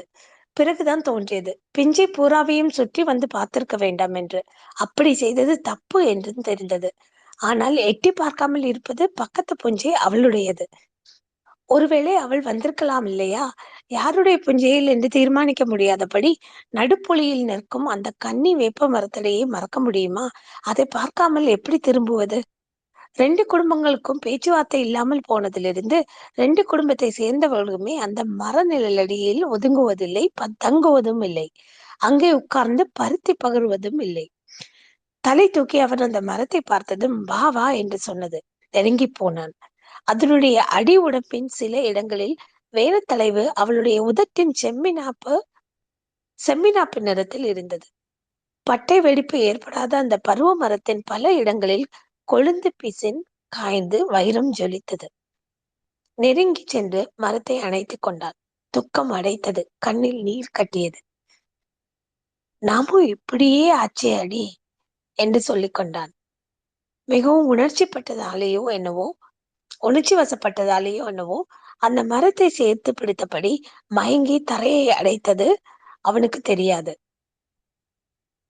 அச்சந்தலு வன்னி மரத்துக்கு அடியில் இருந்த பருத்தி பகிர்ந்து வண்டியில் அனுப்பி வைத்துவிட்டு செம்பில் இருந்த தண்ணீரை குடித்தது போக மீதியை பக்கத்தில் நின்ற வாகை செடிக்கு வார்த்துவிட்டு தப்புச்சுளைகளை பெருக்கிக் கொண்டே வந்தாள். வீட்டுக்கு புறப்பட வேண்டியதுதான் என்று நினைத்து நடந்த அவளுக்கு குறுக்கே ஏதோ ஒரு எண்ணம் தோன்றியது. சுற்றிலும் உள்ள புஞ்சைகளை பார்த்தாள். ஒரு சூடு குஞ்சை கூட காணவில்லை. கொஞ்ச தூரத்தில் நின்ற அந்த கன்னி வேப்பமரம் மட்டும் அவளை பார்த்து கொண்டு அசையாமல் நின்றது. அந்த மரத்தின் பார்வை அவளையும் பாதித்தது. திடீரென்று அடுத்த காற்றினால் அதன் கிளைகள் நிமிர்ந்து வளைந்தது. வா என்று தலையாட்டி கூப்பிடுவது போல இருந்தது. ஒரு திகைப்பு. எத்தனை நாட்கள் இருக்கும் அந்த மரத்தின் நிழல் அடியில் அவர்கள் உட்கார்ந்து? மரம் திரும்பவும் அதே போல் அழைத்தது அவளை. அந்த திசையில் அவளையும் அறியாமல் அவளுடைய கால்கள் எட்டெடுத்து வைத்தன. அருகே போய் மரத்தை பார்த்து கொண்டிருந்தாள். மரமும் அவளை பார்த்து கொண்டிருந்தது. பங்குனியின் அக்கினி சேவைக்கையும் இலை அசையா சூடு காற்றும் அவளை அதன் நிழலை நோக்கி தள்ளிக்கொண்டு வந்தது. மரத்தின் வளர்ச்சியில் பளிச்சென்று மாற்றம் தெரிந்தது. மனுஷரை போல் மரமும் மாறுமோ? முன்பை விடவும் மேலும் உரம் அடைந்திருக்கிறது மரம். மருந்துக்கு கூட யாரும் அதில் ஒரு தளிரையோ பல்லுக்கு ஒரு குச்சியையோ ஒடித்திருக்க மாட்டார்கள். ஊரை விட்டு நெடுந்தொலைவில் இருப்பது ஒரு காரணம். ஆட்டுக்காரர்கள் கூட அதில் ஒரு தலையை ஒடிக்க மாட்டார்கள். கிட்டப்பனை நினைத்தாலே அவர்களுக்கு அச்சனம் பேர் 10 தான். அதனால் அந்த திசைக்கு அவர்கள் தலை வைத்து படுக்க மாட்டார்கள். இப்படியாக அந்த மரம் எந்தவித விண்ணமோ வடுவோ படாமல் தன்னிசையாக செலுத்தி கொளுத்து கிளை வீசி அரணித்து நின்றது. அந்த வேட்கைக்கு அடைக்கலமாக பெயர் தெரியாத 2 வறுத்த பட்சிகள் தங்க பச்சை நிறத்தில் பச்சையோடு பச்சையாக இலைமறை கிளை மறைவாக இருப்பது அச்சந்தலுவின் கண்ணில் ஒரு ஓரை தெரிந்தது. அவள் அதற்கு முன்னால் இப்படி ஒரு நிறம் கொண்ட ஜோடி பட்சிகளை பார்த்ததே இல்லை. இவளுக்கு வினோதமாகவும் புதுமையாகவும் இருந்தது. தம்மை இவள் பார்த்து விடாமல் இருக்க அவை ஜாக்கிரதையோடு முழு உருவம் கண்ணில் படாத சாமர்த்தியமாய் ஒவ்வொரு கிளையாக தாவி மறைந்து கொண்டே இருந்தன. அச்சந்தலுவின் முழு கவனமும் கவனிக்க மறைந்து கொள்ளும் அந்த தங்க பச்சை நிற பட்சிகளின் மீது இருந்ததால் மரத்தின் கீழே அனாதாரமாக மயங்கி கிடக்கும் கிட்டப்பனை அவள் கவனிக்கவில்லை. தற்செயலாக திடுக்குற்று பார்த்த பிறகுதான் தெரிந்தது இவன் என்று. முதல் பார்வையில் வேட்டு உருவமாக யாரோ என்றிருந்தது. பிறகு அயர்ந்து தூங்கிக் கொண்டு கிடப்பது போலவும், இது தூக்கமில்லை வேற என்னமோ என்று நினைத்து நெருங்கி கிட்டே போய் கவனித்த போது தன்னிலையில் அவன் கிடக்கவில்லை என்று தெரிந்தது. துணுக்குற்றாள். பாய்ந்து சென்று அவனை தூக்க முயன்றாள். தலை கழுத்தில் இல்லாமல் சரிந்தது. அதே சமயம் உடம்பில் சூடு தெரிந்தது. சொருகிய கண்களை பார்த்ததும் பயமும் அழுகையும் முட்டியது. அவனின் பெயர் சொல்லி பிரியத்தோடு அழைக்கும் போது தொண்டை அவளுக்கு ஒத்துழைக்கவில்லை. நன்றி மச்சு. இறுதி அத்தியாயம் மீரா நீங்க படிச்சிருக்கீங்களா? படிச்சிடுறேன் காளி. அவள் கண்ணீரால் அவன் முகம் நனைத்ததாலோ என்னமோ அவன் முனகும் மிக மெல்லிய சத்தம் கேட்டது. திரும்ப திரும்ப அவனை உலுக்கி பெயர் சொல்லி கூப்பிட்டு கொண்டே இருந்தாள். தன் நிதானம் இல்லாமலேயே அவன் தண்ணி தண்ணி என்று முனங்குவது கேட்டது. தண்ணீரா என்று கேட்டு சற்றே அவனை தன்னிலிருந்து பிரித்து பின்னகர்ந்து, ஐயோ தண்ணீருக்கு எங்க போவேன், இந்த அத்துவான காட்டுல இருந்த தண்ணியை கூட இப்பத்தானே கீழே கொட்டினேன். இந்த சமயத்தில் அவளுடைய கண்ணீரின் துளி ஒன்று அவன் வாயினுள் பட்டது. அதை அவன் ஆவலோடு சப்பியது போல் இருந்தது. ஈரப்பசையே இல்லாத அவனுடைய நாக்கும் உலர்ந்த வாய் உதடுகளும் ஒரு சிறிய குளிர்ந்த ஈரத்துக்காக துடித்து தவிப்பது தெரிந்தது. காய்ந்து வறண்டு போன அந்த உதடுகளை அவள் தனது குளிர்ந்த ஈர நாக்கினால் தடவி ஈரப்படுத்தினாள். அது பாசமிகுந்த மிருகங்கள் ஒன்றை ஒன்று நாவினால் நக்குவது போல் இருந்தது. அவனது உலர்ந்த உதடுகளிலும் பற்களிலும் அவள் இடதும் வலதும் நாவினால் தடவி தடவி ஈரமாக்கினாள். இந்த செய்கையின் போது அவளது திறந்த வாயிலிருந்து அமுதத்தாரையாய் உமிழ்நீர் சொட்டியதையும் குளிர் ஈர முதடுகளில் பட்டு கொண்டிருந்ததையும் அரை பிரஞையில் கிடந்த அவனது வாய் பசியினால் முளை தேடும் குழந்தையாய் பற்றி சுவைக்க துவங்கியதும் சுறுசுறு என்று அவள் வாய் உமிழ்நீர் நாவின் வழி வழிந்து கொண்டே இருந்தது. அவனது வாயும் உலர்ந்த நாக்கும் குளிர்ந்து தொண்டைக்குள் ஈரப்பதம் இறங்க இறங்க அது ஈரத்துக்காக தவித்து பாழம் பாழமாய் வெடித்து கிடக்கும் காணக்கரிசலில் இறங்கிய ஆகாச கங்கையை ஏற்று பூரிப்பது போல் இருந்தது. அந்த பெயர் தெரியாத தங்க பச்சை நிற ஜோடி பறவைகளுக்கு இந்த மானிட அவஸ்தை இன்பங்களை பற்றி அக்கறை இருந்ததாக தெரியவில்லை.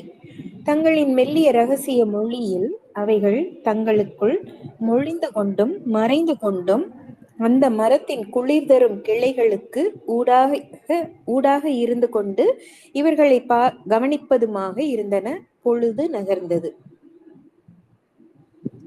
அமிர்தம் உண்டு புத்துயிர்ப்பு அடைந்த தேவனைப் போல் இப்போது கிட்டன் அவள் மீது சாய்ந்து கொண்டிருந்தான்.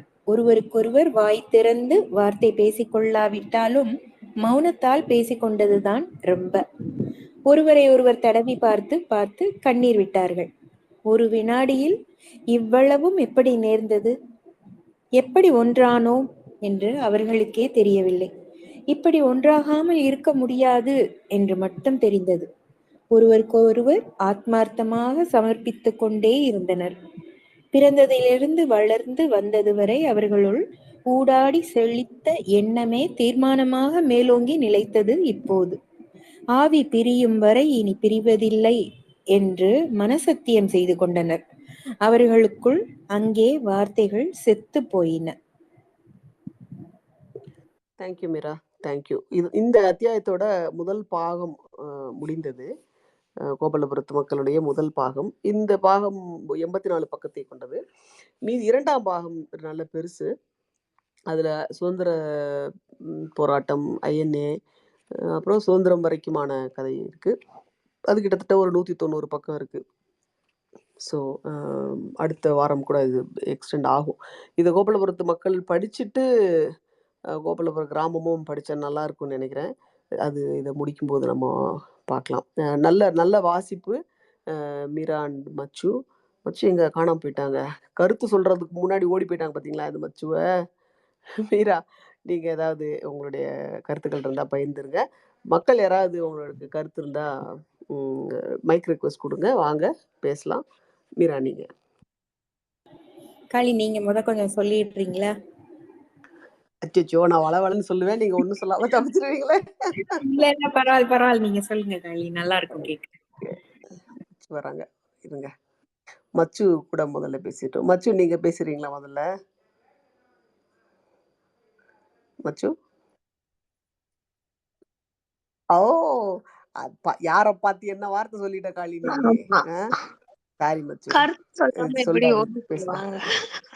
வாடா, நான் ரொம்ப எதிர்பார்த்துட்டு இருந்தேன்டா உன் கருத்தை. வாடா. இல்ல ஐ மீன் நீங்க பேசுங்க, நான் பேசுறேன். சரி, ஓகே. அப்ப நானே முதல்ல போயிடுறேன். நண்பர்கள் யாராவது மைக் ரிக்வெஸ்ட் பேசுறதா? மொடானாவாக்கு வர சொல்லுங்க. மொடனா, என்கே இவங்கெல்லாம் வந்து பேசக்கூடிய மக்கள் தானே. இதுல வந்து ஒரு சில இதுதான் வாழ்வியல், இதுதான் ரொம்ப எனக்கு பேரலல் தாட்ஸு. இளவு சொல்றதுக்கு அப்படின்ற ஒரு ஒரு வாசகம். இளவு சொல்ல வந்தவங்கள இளவு சொல்றதுக்கு அந்த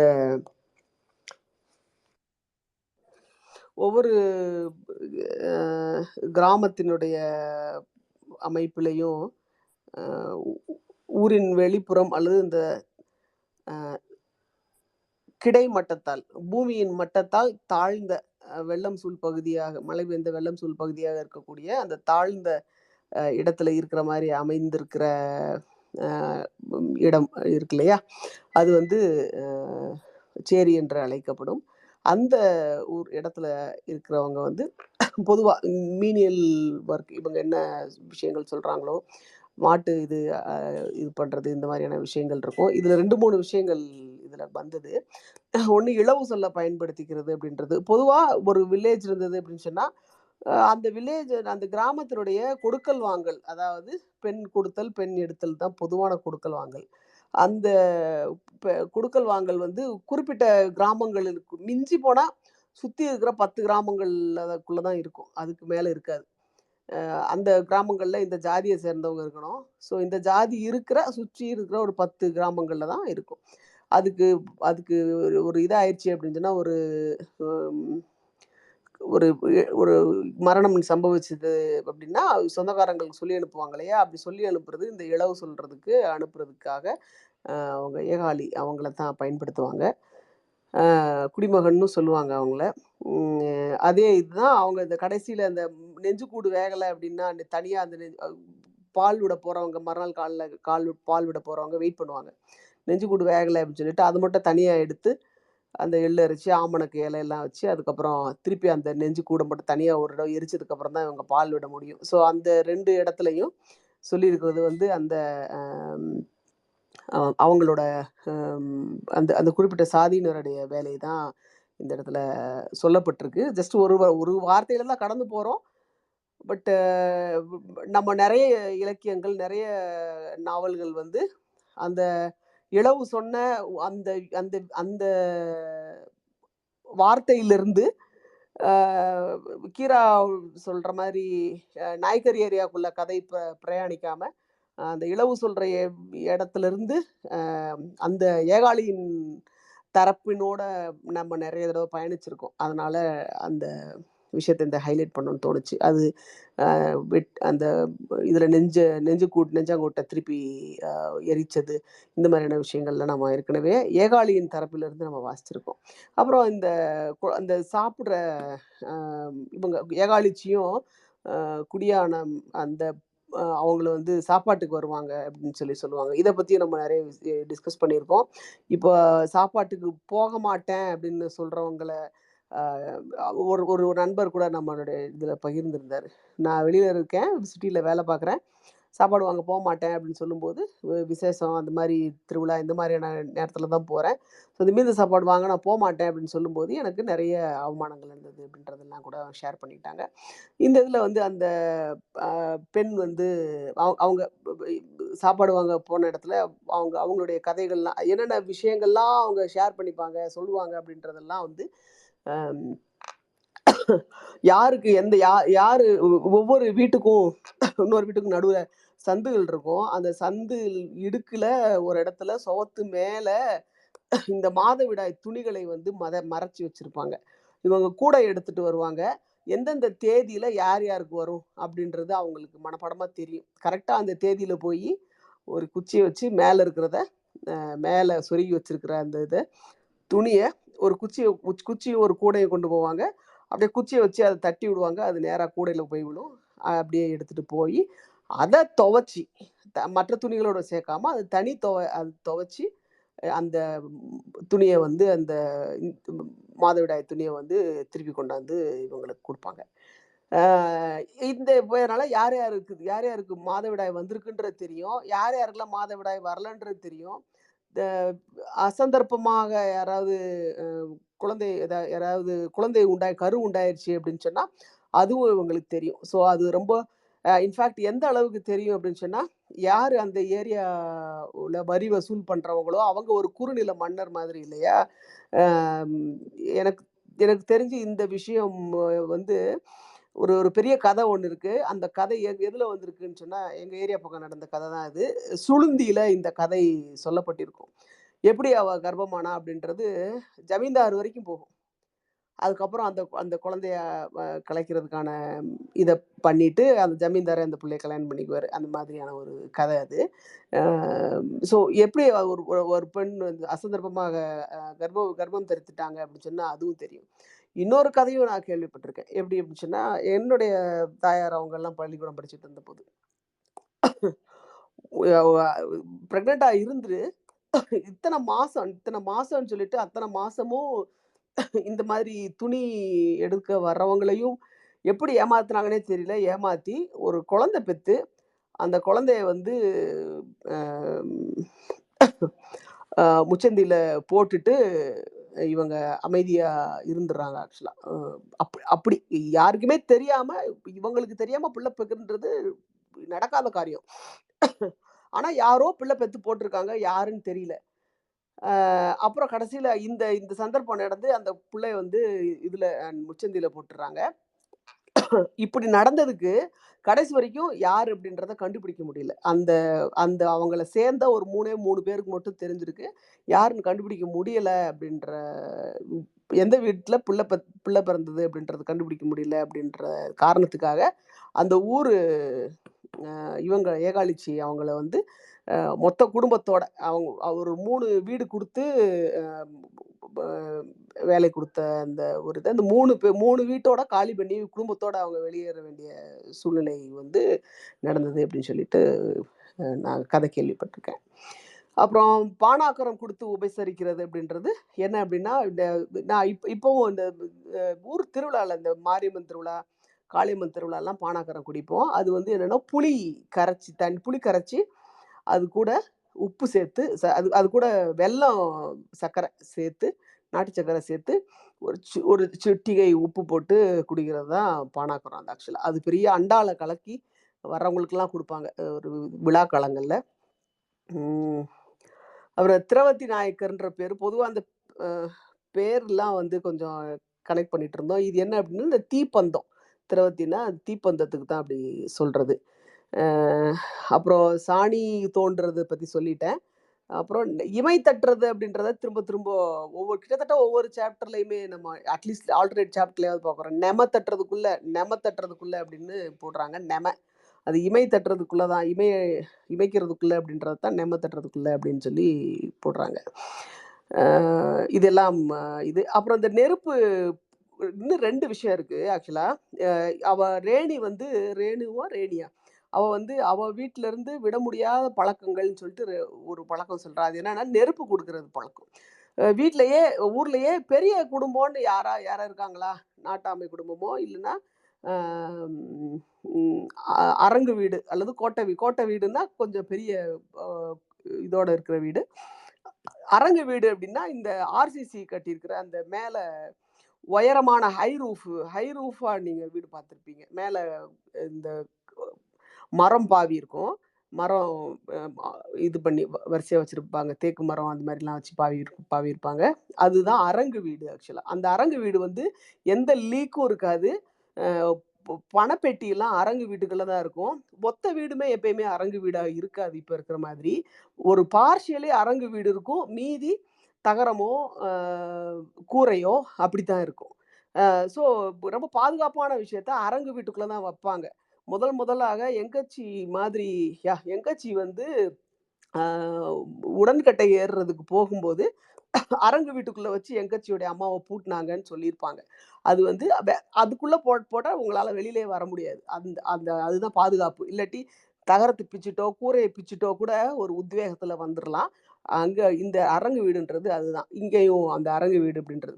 ஸோ பொதுவா அந்த கோட்டை வீடு, அரங்கு வீடு, அ பார்ஷியலி யாரெல்லாம் வச்சிருக்காங்களோ, அவங்கெல்லாம் வந்து இந்த அ அ இந்த நெருப்பு காப்பாத்துற வேலைய வந்து நல்லா பண்ணுவாங்க.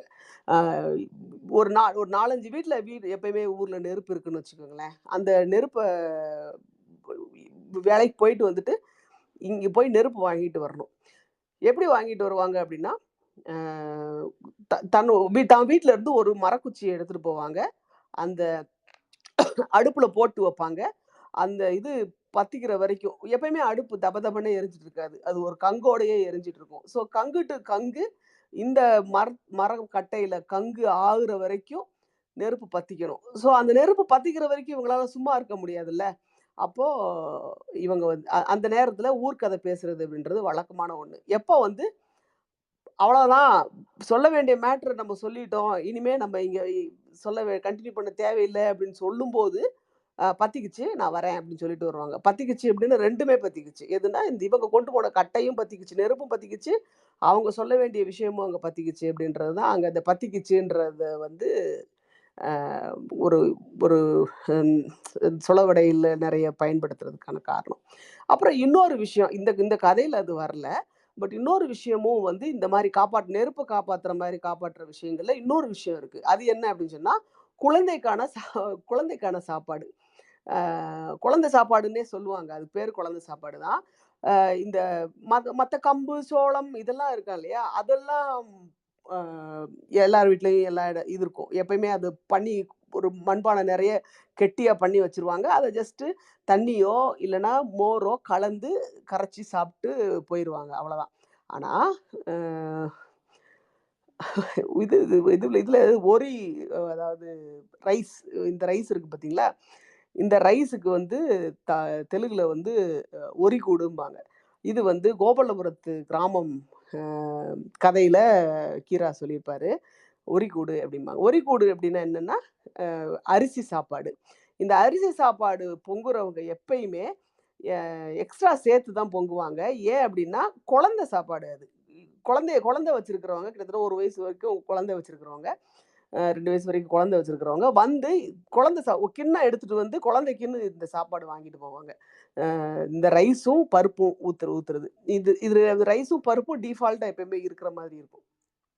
ஸோ ஈவினிங் வந்து சூடா பிள்ளைக்கு இந்த ரைஸும் பருப்பும் ஊத்தி எடுத்துட்டு போய் கிண்ணத்த எடுத்துட்டு வந்து ஒரு ரைஸும் பருப்பு வாங்குவாங்க. நெருப்பு குடுக்குறது எவ்வளோக்கு எவ்வளோ ஒரு முக்கியமான கௌரவ பிரச்சனை, ஒரு பெரிய தானத்தில் சிறந்த தானம்ன்ற மாரி ரேணுவோட அம்மா சொல்லியிருக்காங்களோ, அந்த அளவுக்கு ஈக்குவலா மதிக்கிற இன்னொரு பழக்கம் வந்து இந்த குழந்தை சாப்பாடு குடுக்குறது. இந்த ஒரு பழக்கமுமே வந்து ஊருக்குள்ள ஒரு 4, 5 வீடுகள்ல பொதுவா எப்பயுமே மெயின்டெயின் பண்ணிட்டே இருக்கிற விஷயங்களாக இருக்கும்.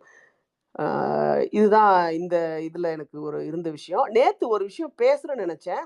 அத நான் விட்டுட்டேன். அத இன்னைக்கு நான் பேசிடலாம்னு நெனைக்கிறேன்.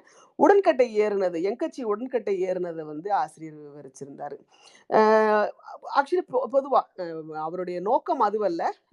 இன்ஃபாக்ட் நெறைய விஷயங்கள் இன்னைக்கு அ இன்னைக்கு நெறைய விஷயங்கள் ஆபத்தான போக்கை நோக்கி கொஞ்சம் பின்னோக்கி இழுத்து கொண்டு போற மாதிரியான விஷயங்களை கலாச்சாரம், பண்பாடு அப்படின்ற விஷயங்களை போற்றிக் கொண்டிருந்த நம்முடைய தாத்தாக்களில் சிலரோ, அ முக்கிய எழுத்தாளர்களில் சிலரோ, நாளைக்கு இப்படிலாம் நடக்கும் அப்படின்ற இது தோணியிருந்தா, அவங்க அந்த மாதிரி பேசியிருக்கவே மாட்டாங்க அப்படின்னு கூட எனக்கு தோணும். அந்த மாதிரி நேத்து எனக்கு மனச நெருடுன ஒரு விஷயம். அது கீராவின் மேல தவறே கிடையாதுன்றத சொல்றதுக்கு தான் இந்த முதல் பீடிகைய நான் சொன்னேன். என்ன அப்படின்னா, நான் ஒரு பெரிய சடங்கு பெரிய ஒரு அதீத விவரித்தலோடு அ எக் அ அதீத விவரித்தலோடு மைன்யூட் விவரிப்புகளோடு ரொம்ப அழகா சொல்லியிருப்பாரு. எதை அப்படின்னா, அந்த உடன்கட்டை ஏறுற அந்த சம்பவத்த. அவ மஞ்சள் நீர் வந்து அவளுடைய நீளமான முடியின் அடி வரைக்கும் சொட்டிட்டு இருந்தது. அவ அப்படி இருந்தா, பார்க்கவே எப்படி இருந்தா, அப்படின்ற மாரியான விஷயங்கள்லாம் ரொம்ப ஒரு உணர்ச்சி வசப்பட்ட விவரிப்போட சொல்லியிருந்திருப்பாரு.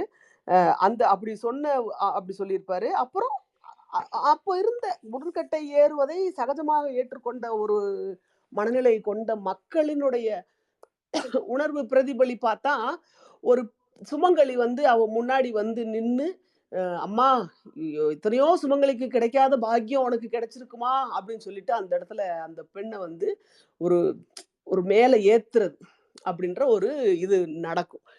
எல்லா பெண்களும் எல்லா வீட்டு சுமங்கலி இருக்கிற வீட்டு வாசல்லலாம் வந்து அவ சுடுகாட்டுக்கு போற வழியில அவ நிப்பா. அவ கால மஞ்ச தண்ணியால அ கழுவிட்டு, தங்களுடைய தங்களுடைய முடியால அவளுடைய பாதத்த துடைப்பாங்க. அவளுடைய கால அந்த கழுவின கால வந்து தொடச்சி விடுவாங்க சுமங்கலிகள். ஆம் ஸோ இந்த மாதிரியான இது இருக்கும். ஆனா ஒரே ஒரு வார்த்தை சொல்லியிருப்பாரு. "உடன்கட்டை விருப்பப்படுறவங்க ஏறுறது தான். யாரையும் ஒண்ணும் கம்பல்லாம் பண்றதில்ல." அப்படின்ற ஒரு வார்த்தை பிரயோகம் இருக்கும். ஸோ இத்தனை விவரிப்புகளுக்கு பின்னாடி ஒரு பெண் கம்பல் பண்ணப்பட்டு, கட்டாயப்படுத்தப்பட்டு தான் வந்து சிதைக்கு "நீ சதி பண்ணு" அப்படின்னு, "உடன்கட்டை ஏறு" அப்படின்ற ஒரு இது இருக்கணுமா அப்படின்னா இல்ல. இவ்ளோ அலங்காரங்களும், இவ்ளோ இதுவுமே போதுமானது. பெரும்பாலும் தங்களுடைய உணர்வுகளோ, தங்களுடைய குரலோ, தங்களுடைய கருத்துக்களோ எதுவுமே கவனிக்கப்படாத ஒதுக்கப்பட்ட நிலையில இருக்கிற பெண்களுக்கு, இவ்ளோ தூரம் இம்பார்ட்டன்ஸ் கிடைச்சா நமக்கு ஒரு நாள் ஒரு தேவதை வாழ்க்கை வாழ்ந்துருவோம்யா. ஒரு நாள் ஒரு சாமி மாதிரி வாழ்ந்துட்டு, அதுக்கப்புறம் நம்ம போனதுக்கப்புறம் நம்ம சாமியா கும்பிட போறாங்க. பட் ஒரு நாள் தேவதை மாரி வாழ்ந்துருவோம்யா அப்படின்ற ஒரு இதோட அ அந்த உடன்கட்டை ஏறும் மனநிலைக்கு எப்படி அந்த அந்த முடிவை நோக்கி எப்படி அவங்க போவாங்க அப்படின்றது அந்த விவரிப்பிலேயே இருந்தது. திரும்பவும் சொல்றேன். இது கீரா மேலூர்ல ஒரு அ குற்றச்சாட்டோ இதுவோ கிடையாது. அவரு அப்படித்தான் விவரித்திருக்க முடியும். இல்லையா? பட் அது ஒரு தீமை. அத அ இந்த அளவுக்கு விவரிச்ச இது வந்து இன்றைய நிலை எப்படி அ பெண்களுக்கு எதிரா ஒரு நெறைய பின்னாடி போய்க்கிட்டு இருக்கு. அல்லது பின்னாடி போய்க்கிட்டு இருக்க விஷயங்கள்லாம் நம்ம கண்ணுக்கு வருது அப்படின்ற நெறைய அ நாடுகள்ல தீவிர வலதுசாரி இயக்கங்கள் வந்து எப்படி பெண்ணின் நிலைய வந்து ரொம்ப பின்னாடி தள்ளிட்டு போயிட்டுருக்காங்க. அ அந்த நிலை எந்தெந்த எந்தெந்த மாதிரியான அரசியல் முன்னெடுப்புகளால அங்க போய் சேர்ந்தது. இதெல்லாம் வந்து தெரிந்திருக்கும் பட்சத்துல நெறைய பேர் நான் ஏற்கனவே சொன்ன மாரி கலாச்சாரம், பண்பாடு அப்படின்ற ஒரு விஷயத்தின் மேல பெருமை கொண்டு பேசிய நம்மளுடைய எந்த முன்னோர்களும் அப்படி பேசி இருந்திருக்கவே மாட்டாங்க. ஏன்னா என்னைக்குமே அம் அ மனித உணர்வுகள்ல முந்தி அ அ கன்சிடரேட்டா எழுதினவங்க தான் நம்மளுடைய இலக்கியவாதிகள் அத்தன பேரும். ஸோ அந்த ஒரு விஷயத்தையும் நேத்து சொல்லியிருந்திருக்கணும். அத நேத்து மிஸ் பண்ணிட்டேன். இன்னைக்கு இந்த விஷயத்த சொல்லணும்னு நெனச்சேன். நன்றி மக்களே! என்ன யாரையுமே காணோம் லிசனர்ல, ஸ்பீக்கர்ல.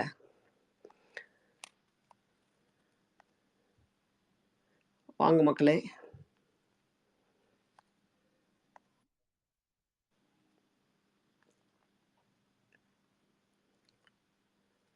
மீரா வந்துட்டீங்களா?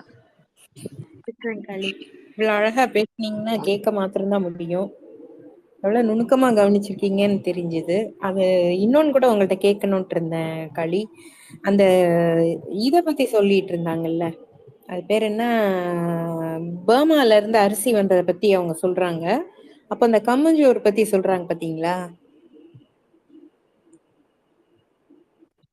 ஆமா மீரா. நானும் உங்ககிட்ட அத பத்தி ஏதாவது சொல்ல முடியுமான்னு கேட்கலாம்னு நெனச்சேன். ஆமா களி. அது அந்த கம்மம்புல்னு சொல்றாங்கல்ல, அதுல இருந்து தானே எடுக்குறாங்க. அத எடுத்து அத குத்தி அத வந்து ஒரு பெரிய ப்ராசஸ் அது. மோரும் ஏதோ ஒண்ணும் போட்டு அத வந்து வேக வச்சு நைட் வச்சுருவாங்க. அப்புறம் மார்னிங் அத வந்து உருட்டி உருட்டி தண்ணிக்குள்ள ஏதோ போட்டு வச்சுப்பாங்க. அப்புறம் அதுக்கு வந்து இந்த கருப்பட்டி ஏதோ ஒண்ணு தொட்டுப்பாங்க. அந்த மாரி அது சாப்பிடுறப்போ அது அவ்ளோ டேஸ்ட்டா இருக்கும். ஆனா அது அவ்ளோ டேஸ்ட்டுன்னு நம்ம இன்னைக்கு நினைக்கிறோம். அன்னைக்கு அது வந்து அவங்களுக்கு சாப்பிட்டு சாப்பிட்டு அலுத்து போயிருச்சு அப்படின்ற மாரி சொல்லியிருந்தாங்க. ஒயிட் ரைஸ் இன்னைக்கு சாப்பிடவே கூடாது அப்படின்ற ஸ்டேஜுக்கு வந்திருக்கிறோம். நல்லதில்ல அப்படின்லாம் சொல்றோம். இதெல்லாம் மறந்து போனது. நல்ல வேளை இப்ப திருப்பி எல்லாம் அந்த மில்லட்ஸ்லாம் இப்போ நிறைய மார்க்கெட்ல கிடைக்கிறத பாக்குறோம். அதான் அது ஒண்ணுதான். அதை பத்தி ஏதோ நீங்க சொல்வீங்கன்னா நல்லா இருக்குமே களி. மீரா, ரொம்ப எனக்கு தெரியாது. எனக்கு தெரிஞ்சது என்னன்னா, இந்த கம்மங்களியோ, சோளமோ, கேப்பையோ நல்லா களி கிண்டி, பெரிய பெரிய மண்பானையில ஒண்ணு மேல ஒண்ணு அடுக்கி வச்சு களி கிண்டி ஆற வச்சு, அந்த பானைகள்ல திக்கா இருக்கும் அது ஆக்சுவலா. பானைகள்ல ஒண்ணு மேல பானைகள போட்டு ஒண்ணு மேல ஒண்ணு அடுக்கி வச்சுருவாங்க. எந்த கஞ்சி வேணுமோ, அந்த பானைய இறக்கி, எடுத்து போட்டு கஞ்சி கரைச்சு, அது தண்ணீல கரைக்கலாம், மோர்ல கரைக்கலாம். புளிச்ச தண்ணீல கரைக்கலாம். அதுக்கு சைட் டிஷ்ஷா வந்து ஒண்ணும் இல்ல. வெறும் தோட்டத்தில என்ன பண்ணுவாங்கன்னா, அந்த கஞ்சி மட்டும் தூக்குவாளியில கொண்டு வருவாங்க. தோட்டத்தில இருக்கிற ஏதோ ஒண்ணு. எப்படியும் ஒரு ஓரத்திலயாவது வெங்காயம், பச்சை மிளகாய்லாம் போட்டு வச்சிருப்போம்.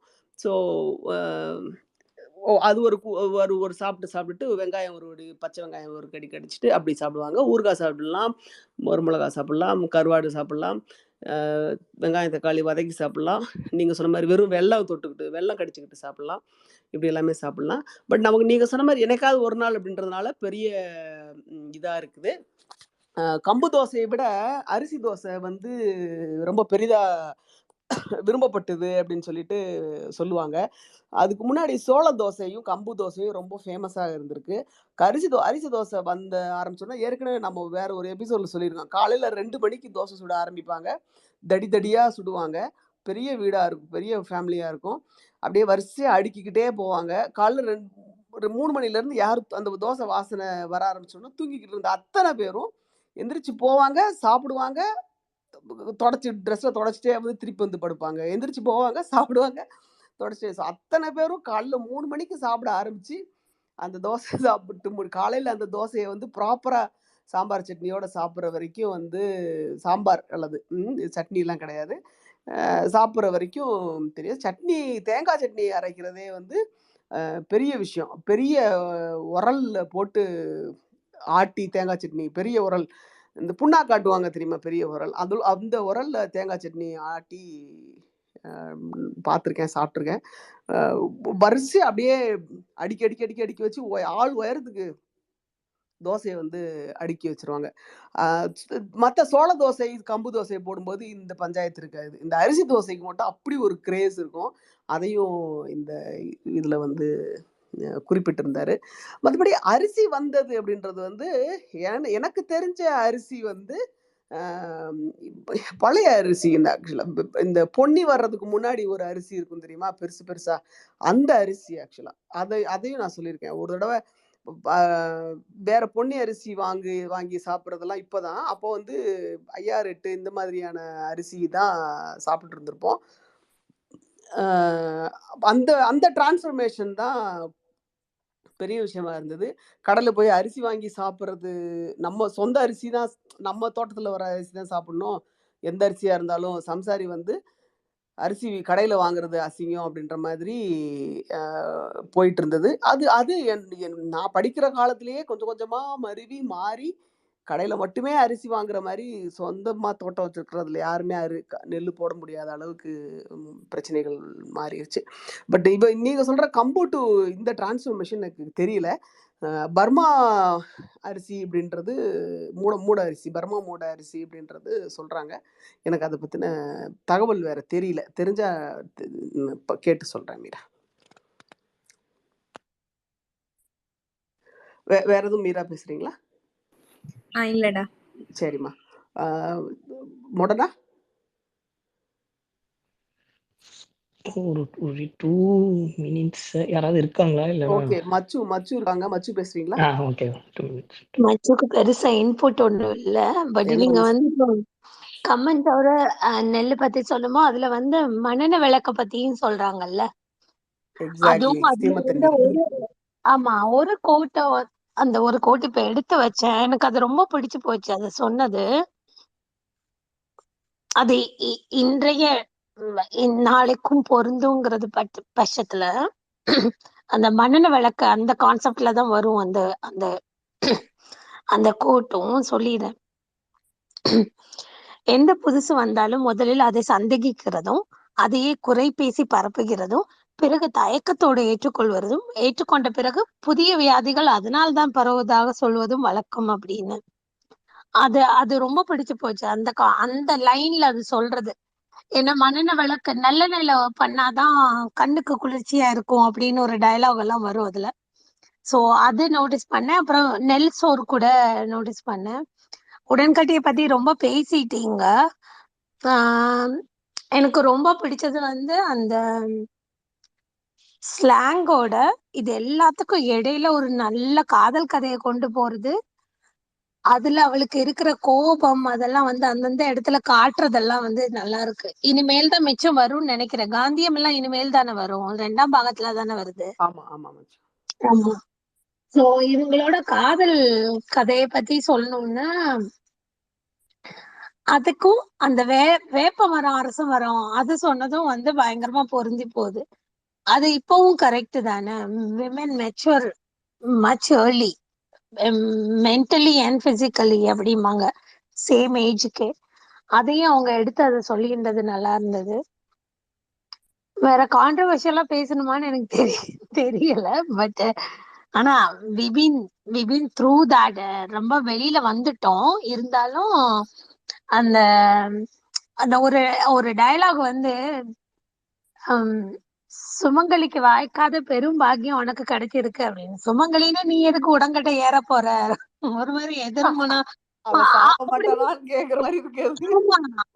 அது ஏதோ பெரிய அங்க ஒரு பாக்கியம் கிடைச்சது மாதிரி. நானா எதிர்த்தாப்புல அந்த சொன்ன பொம்பளைகிட்ட நான் எதிர்த்தாப்புல இருந்தேன்னா, வா உன் புருஷனை போட்டு தள்ளுற நீ ஏறு, உனக்கு அந்த பாக்கியம் வேணும்னு அப்படின்னு தோணும். அந்த டயலாக் அப்படி தோணுச்சு எனக்கு. மத்தபடி அந்த வாழ்வியலோட சேர்த்து அதை எழுதுனதுனால ரொம்ப பிடிச்சது. இது என்னோட ஹீரோவோட 3வது கதைன்னு நினைக்கிறேன். இதுக்கு முன்னாடி வந்து கிடை தான் நினைக்கிறேன், படிச்சேன்னு நினைக்கிறேன். சோ எனக்கு இன்ட்ரடியூஸ் பண்ணது நீங்க தான் காளி, அதனால எனக்கு ரொம்ப பிடிக்கும். அப்புறம் நிறைய தெலுங்கு கலந்த வார்த்தைகள் இப்பவும் நாங்க யூஸ் பண்றது, அந்த மல்லினா எல்லாம் இருக்குல்ல, அதெல்லாம் இப்பவும் நாங்க யூஸ் பண்ற வார்த்தைகள்ல ஒண்ணு. அது குடும்பத்து பேரா சொல்றாங்க, பட் அந்த மீனிங் தான். திருப்ப பந்தியில உட்கார்றது, அந்த ஆக்ராந்தம் பிடிச்சது மாதிரின்னு சொல்லுவாங்க, அந்த மாதிரி. சோ நிறைய வார்த்தைகள் வந்து நீங்க கொடுத்த விளக்கம் எனக்கு தேவைப்படல. ஒவ்வொரு இடத்துலயும் எல்லாம் புரிஞ்சு போச்சு அப்படியே. அவ்வளவுதான் என் சைட்ல இருந்த. மொடனா, இட்ஸ் டைம் ஃபார் யூ. ஐயோ நானுமே ஒண்ணும் இல்லைங்க. இந்த இது ரொம்ப நேட்டிவிட்டி இருக்கா, நிறைய பாயிண்ட்ஸ் வந்து எடுத்து வைக்க முடியல, ரசிக்க முடிஞ்சது. நானும் லிசனிங்காக தான் வந்தேன். காளி அவங்க நிறையா ஒர்க் பண்ணி நிறைய லேயர்ஸ் எடுத்துட்டு வந்து கொடுக்குறாங்க. ஹாப்பி. நான் ஜஸ்ட் அந்த இந்த இறப்பு சடங்கு மட்டும் அதில் எனக்கு தெரிஞ்ச விஷயங்கள் மட்டும் நான் ஷேர் பண்ணுறேன். அதில் இவர் நல்ல நல்ல விவரணைகள்ல இருக்கிறது போலவே இந்த தலையக்கி பற்றி சொன்னாங்க. அதுக்கப்புறம் அந்த புளித்தண்ணி குடிக்கிறது அது சொன்னாங்க. அதுக்கப்புறம் அந்த இதுக்கு அதெல்லாம் செய்கிறவங்களுடைய அந்த ஜாதிய குறியீடு பற்றியும் எந்த மக்களை குறிப்பிட்டுறாருங்கிறது சொல்லியிருந்தாங்க. இன்னும் நான் அந்த சைடுல இப்போ இந்த நாவிதன் வர்றதா இருக்கட்டும், அதுக்கப்புறம் இந்த இந்த படிக்காசு வேட்டி விரிச்சு அந்த இடுகாட்டுக்கு போயிட்டு வந்த உடனேவே வேட்டி விரிச்சு வந்து அவங்க வந்து இதுல இருந்து கேட்பாங்க. அந்த காசு வந்து கேட்கறது வந்து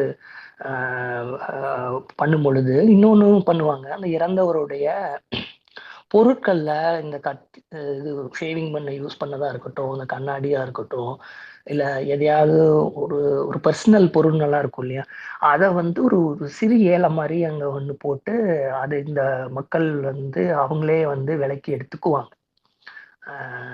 அதை வீட்டில் அவங்க கொண்டு போகணும்னு அவசியம் இல்லை. இவங்களுக்கு கொடுக்கணும் அப்படின்னா அந்த படிக்காசு வேட்டியில போடுற மாதிரி இதையும் அவங்க வந்து இந்த பொருள் எல்லாத்தையுமே கொடுத்துட்ருவாங்க. இது வீட்டில் இருக்க வேண்டாம் அப்படிங்கும் போது கொடுத்துட்ருவாங்க. அதுக்கப்புறம் இந்த இறந்தவருக்கு வந்து ஏதாவது இன்னொரு மனைவி இருந்தாலோ இல்லை கல்யாணம் பண்ணிக்காம இன்னொரு மப்பாட்டின்னு சொல்றாங்க இல்லையா, அந்த மாதிரி இருந்ததுன்னா அந்த மண்ணுக்கு மண் அள்ளி போடுற போதோ இந்த கடைசி இது செய்யும் பொழுதோ இந்த மக்கள் இந்த அந்த பந்தக்காரரு கூட ஒருத்தர் நிப்பாரு இல்லையா, அவரு அவரு வந்து என்ன சொல்லுவாருன்னா, அடுத்து அந்த முறை செய்யறவங்க எல்லாம் முடிஞ்சதுக்கு அப்புறம் இவங்கள யாருன்னு அந்த ஊர் மக்களுக்கு நல்லா தெரியும். இந்த மனுஷன் எந்தெந்த வீட்டுக்கு போயிட்டு வந்திருக்கான், யாருங்கிறது நல்லா தெரியும். அதை ஓப்பனா வெளியில ஸ்டேட்மெண்ட்டா தான் வைக்க முடியாதே தவிர்த்து, இவங்களுக்கு அது தெரிகிற பட்சத்துல அதுக்கு அடுத்து வந்து மண்ணள்ளி வைக்கிறதோ இதுக்கோ இருக்கிறது இந்த இந்த அவங்களுக்கு பையங்க இருந்ததுன்னா அந்த பசங்களை முன்னாடி கூப்பிட்டு வச்சு நிறுத்திப்பாங்க. நிறுத்தும் போது இந்த முறை செய்கிறவங்க எல்லாம் திரும்பி போயிடுவாங்க. இவங்க மட்டும்தான் அங்க கடைசியா இது முடிச்சுட்டு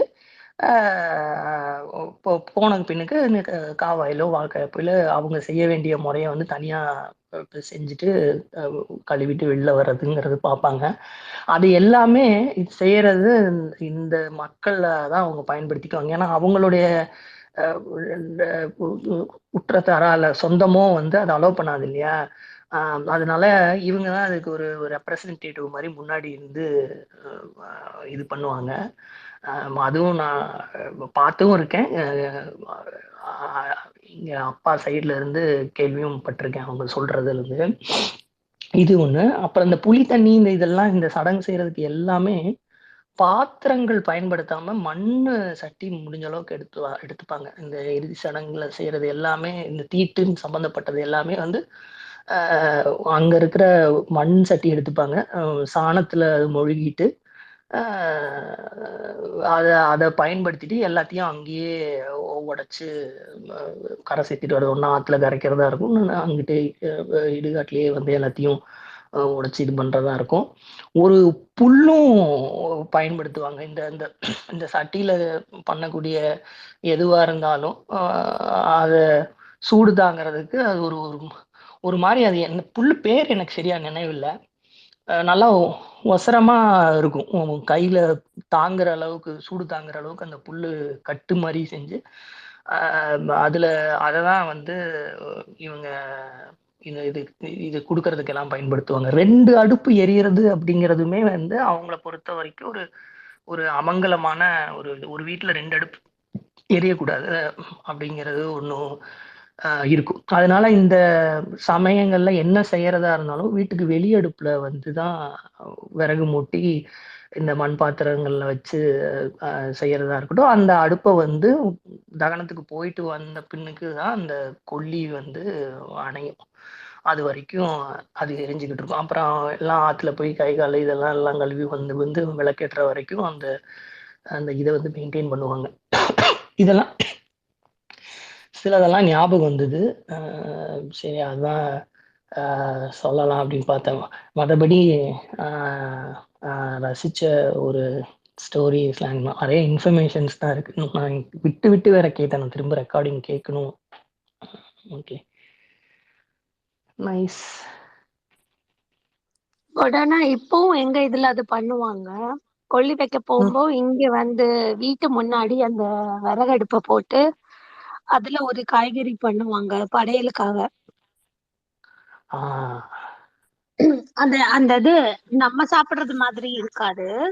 ஆனா அதுக்குன்னு 2-3 பர்டிகுலர் லிஸ்ட் ஆஃப் காய்கறி போடுவாங்க. உப்பு இல்லாம உப்பு போட்டு இல்லாம பங்காளி வீட்டு பெண்கள் பண்ணணும். ஆமா. அப்புறம் அது நீங்க சொல்றது மாதிரி அவங்க அங்க போயிட்டு குளிச்சிட்டு வந்ததுக்கு அப்புறம் தான் அது அணையும். அஸ்தி பறிச்சுட்டு வருவாங்க, அப்பதான் அணையும். நீங்க சொன்னது தர்பையா முடனா பூமராங் தோழர் போட்டிருக்காரு. எனக்கு இருக்கலாம். ஏன்னா எனக்கு அந்த நேம் ஞாபகம் இல்லை. ஏதாவது கண்டிப்பா அந்த பெயர் சுற்றமா ஞாபகம் இல்லை. இருக்கலாம்.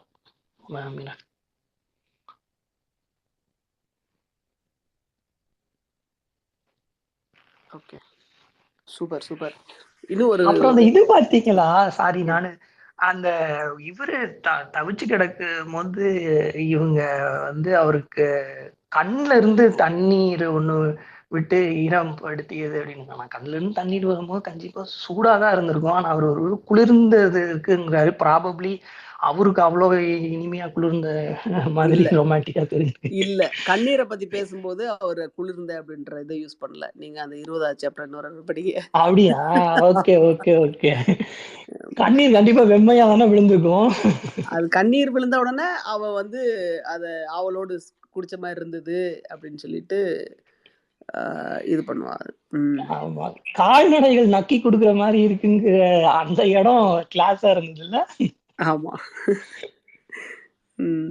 சரி. ஸோ இன்னும் ஒரு விஷயம் என்னன்னா, உடன்கட்டை அப்படின்ற ஐ மீன் எவ்வளோ உயிருக்கு உயிராக ஒருத்தவங்கள வந்து நேசிச்சிருந்தாலும் அவங்களுடைய மரணத்துக்கு பின்னாடி என்றாவது ஒரு நாள் ஒரு ஸ்மைலாவது இவங்க பண்ண முடியும் அப்படின்னா, அந்த ஸ்மைலுக்காக அவங்க கன்டினியூஸா வாழ்றது தான் ஒர்த் இல்லையா? உடன்கட்டை அப்படின்ற ஒரு விஷயம் வந்து ஒரு ஈவில் ஈவில் ஈவில். அதுல நமக்கு ம் மாற்று கருத்து இல்ல. இப்போ சில சில சமயம் ஏன் இதா பதட்டமாகுதுன்னா, நெறைய இந்த ரைட் விங் பவர் கேப்சர் பண்ண நம்மளுடைய நெய்பரிங் கண்ட்ரியா இருக்கட்டும், இன்னும் நெறைய அ ம ரைட் விங் கண்ட்ரீஸா இருக்கட்டும், அங்க இருக்கிற பெண்களுடைய நிலை வந்து ம் அவங்களுடைய மத நூல்களின் அடிப்படையில அப்படின்னு சொல்லிட்டு பின்னாடி போய்க்கிட்டே இருக்கும்போது, பயமா இருக்கு. இந்த இந்த நம்ம மத நூல் கங்குகள் வந்து அங்கங்க அப்படியே ஒளிஞ்சுக்கிட்டே இருக்கோ அப்படின்ற இது யார் மனசுல அப்படின்றது நமக்கு தெரியும். ஸோ அங்க எல்லாமே ஒளிஞ்சுட்டே இருக்கோ அப்படின்போது, அத வந்து அத கவலையோட எப்பயுமே வெஹமென்ட்லி அத ம் மறுத்துறதும், அ அ அப் அப்படி ஒரு விஷயம் வாய்ப்பே இல்ல அப்படின்றத சொல்றதும் கடமைன்னு நெனைக்கிறேன் நானு. அப்புறம் இன்னொன்னு ஏன் வந்து அச்சிந்துலுவோட நாயி இவன் பண்ண ட்ரிக்குக்கு போகலன்னு புரிஞ்சுச்சா மச்சு? அவன் ஏதோ ஒரு ட்ரிக் பண்ணுவானே! அந்த தோலையும் கருப்பட்டியும் காய்ச்சி ஒரு ட்ரிக் பண்ணுவானே! தெரியல சொல்லு. ஏன்னா, நான் இவன் அந்நேரம் அவன் அந்த நாய் ட்ரிக் பண்ணிரணும்னு நெனச்சு அவன் அந்த பாடு பண்ணிட்டு இருக்க. இவன் வீட்லயே இவன் நாய கட்டி போட்டு கருப்பட்டி போட்டுட்டு இருந்திருக்கான். ஆமா ஆமா. அது அது அது ஒரு மாதிரி சிக்கு கேம் மாதிரி தோணுச்சு ஆக்சுவலி. ஆமா. இங்கேயே கருப்பட்டி கிடைச்சிட்டு இருந்திருக்கு அவ வீட்லயே. அதனால அது ஆமா ஆமா ஆமா. ஆமா. சூப்பர். ரொம்ப நல்ல ஒரு ரீடு. நாளைக்கு கன்டின்யூ பண்ணுவோம் மக்களே. நாளைக்கு ஈவினிங் இல்ல அது அவ பண்ணது வந்து நாய்